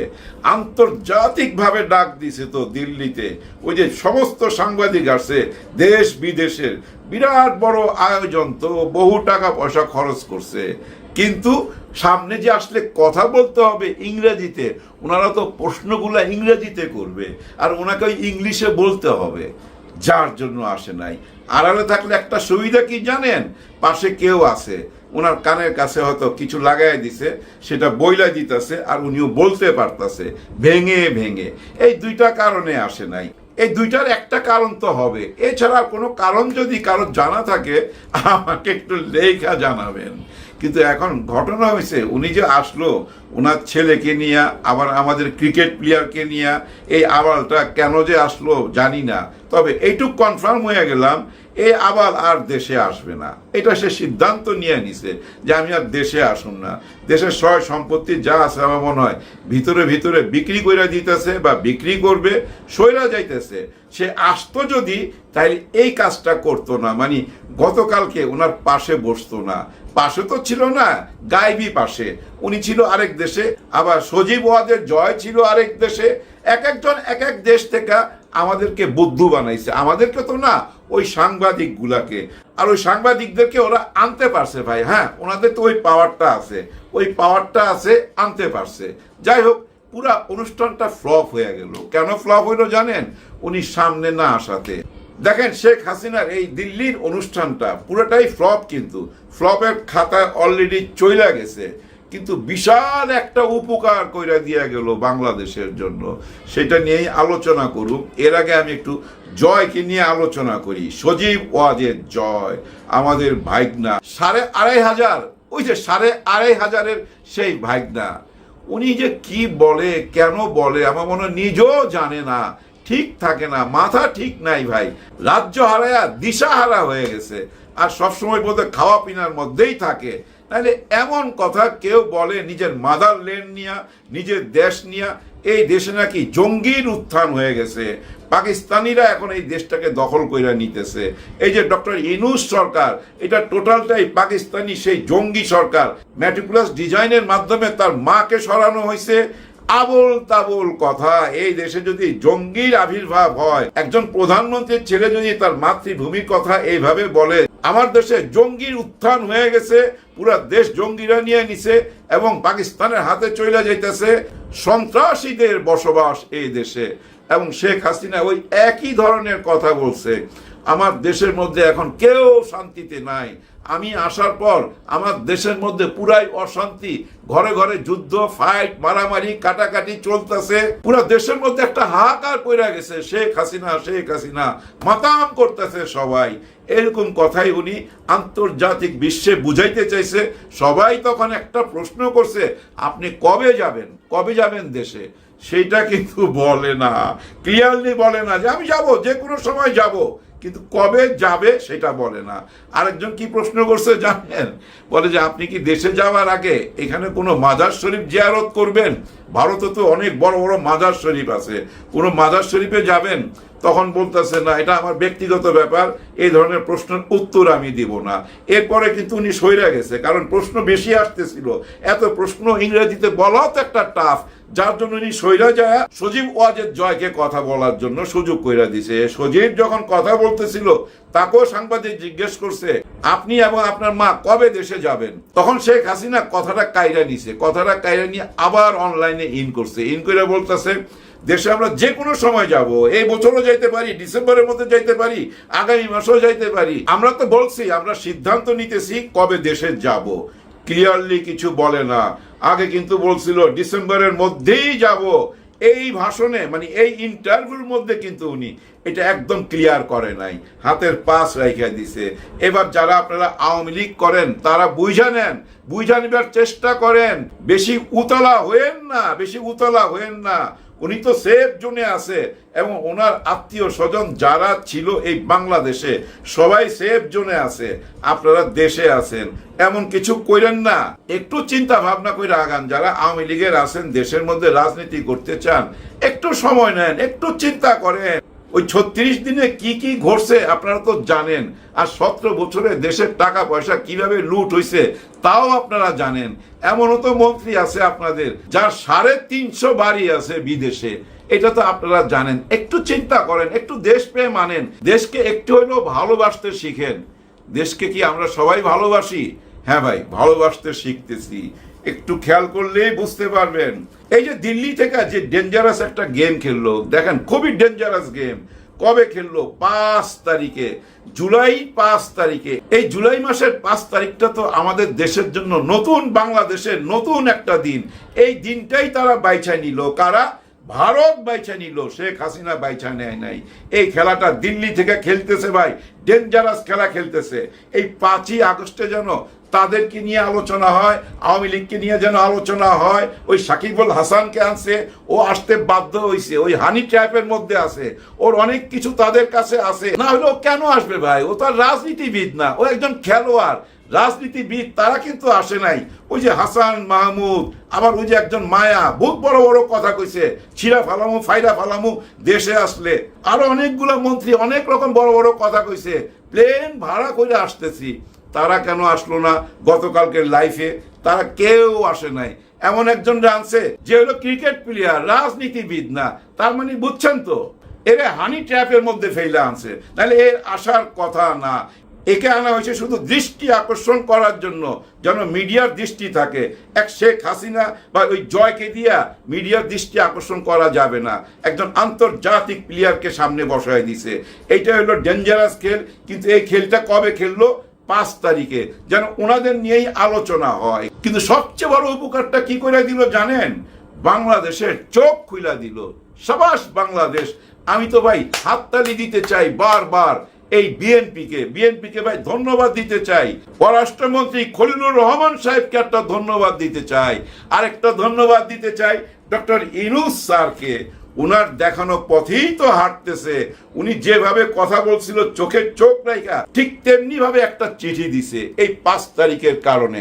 এই যে আওয়ামী লীগকে 5 তারিখে দিল্লিতে যে সুযোগ কইরা দিল সাংবাদিকদের সাথে কথা বলার, সেটার বিরুদ্ধে বাংলাদেশ থেকে একটা কঠিন চিঠি দিছে। এরকম একটা কঠিন চিঠি গত 54 বছরও ওরা পায় নাই, গত 55 বছরও ভারত বাংলাদেশ থেকে এরকম একটা কঠিন চিঠি পায় নাই। কি বলছে জানেন? ওই চিঠিতে উল্লেখ করছে একজন পলাতক খুনি আসামি, একজন লুটেরাকে কেন আপনারা কথা বলার সুযোগ কইরা দিলেন। আপনারা যখন কথা বলার সুযোগ কইরা দিলেন, এতেই বোঝা যায় আপনাদের সঙ্গে আমাদের সম্পর্ক কি হইতে পারে। আমাদের দেশের বিরুদ্ধে এই ষড়যন্ত্র করার জন্য, এই জুলাইয়ের বিরুদ্ধে এই ষড়যন্ত্র করার জন্য আমরা তীব্র ক্ষোভ জানাচ্ছি, তার মানে তীব্র নিন্দা জানাচ্ছি। এরকম একটা কঠিন চিঠি দিছে, এইটা ভাই বিরাট উপকার হয়ে গেল না? ভারত যেটা চাইছিল শেখ হাসিনাকে দিয়ে খেলবে, ওই ট্রাম্প কার্ড খেলা বিএনপিকে ভাই বিপদে ফেলবে এবং গোপনে তাদের সঙ্গে হাত মিলাইবার জন্য বাধ্য করবে। সেখান থেকে কিন্তু বিএনপি বাইরে হয়ে গেল। বাইরে হয়ে তো আর আগেই গেছে, যেদিন চীনে গেছে সেদিনই বাইরে হয়ে গেছে। ভাই ব্রাদার, একটা জিনিস খেয়াল করছেন, ডক্টর ইউনূস স্যার কিন্তু কোনো নির্বাচিত সরকার ছিল না, কিন্তু পুরা বিদেশের সাপোর্ট পাচ্ছিল, পুরা পৃথিবীর সাপোর্টটা পাইছে। এবং উনি কিন্তু নির্বাচিত সরকার না হয়েও বিদেশ থেকে কিন্তু ঋণ নিয়ে আসছিল, আনছে না ভাই? ঋণ নিয়ে আসছে। কিন্তু নির্বাচিত সরকার আইসা কত টাকা ঋণ আনতে পারছে? বিদেশ থেকে কয়টা চিঠি পাইছে, কয়টা নিমন্ত্রণ পাইছে? এই যে মালয়েশিয়া যাওয়া আর চীন যাওয়া, ওইটা তো ভাই ডক্টর ইউনূস স্যারের রোড ম্যাপ। নতুন রোড ম্যাপ কি এই সরকারের? এখনো কি টের পাইছেন? পাই নাই। কিন্তু ডক্টর খলিলুর রহমান সাহেব তো আছে, ডক্টর ইউনূসের ডাইন হাত। ওই খলিলুর রহমান সাহেব আছে বইলাই কিন্তু আজকে এরকম একটা চিঠি দিতে পারছে। উনি না থাকলে কিন্তু এই চিঠি দিতে পারতো না। উনার কারণেই, শুধু উনার কারণেই কিন্তু ওই ভারতের চোখে চোখ রাখা এরকম একটা চিঠি দিতে পারছে। ভারতকে বুঝাই দিছে আগের বাংলাদেশ নাই। যে কথাটা বুঝাই দিছিল ডক্টর ইউনূস, সেম কথাটা তারেক রহমান সাহেব মাননীয় প্রধানমন্ত্রী বুঝাই দিল। এইটাই তো হচ্ছে নতুন বাংলাদেশ।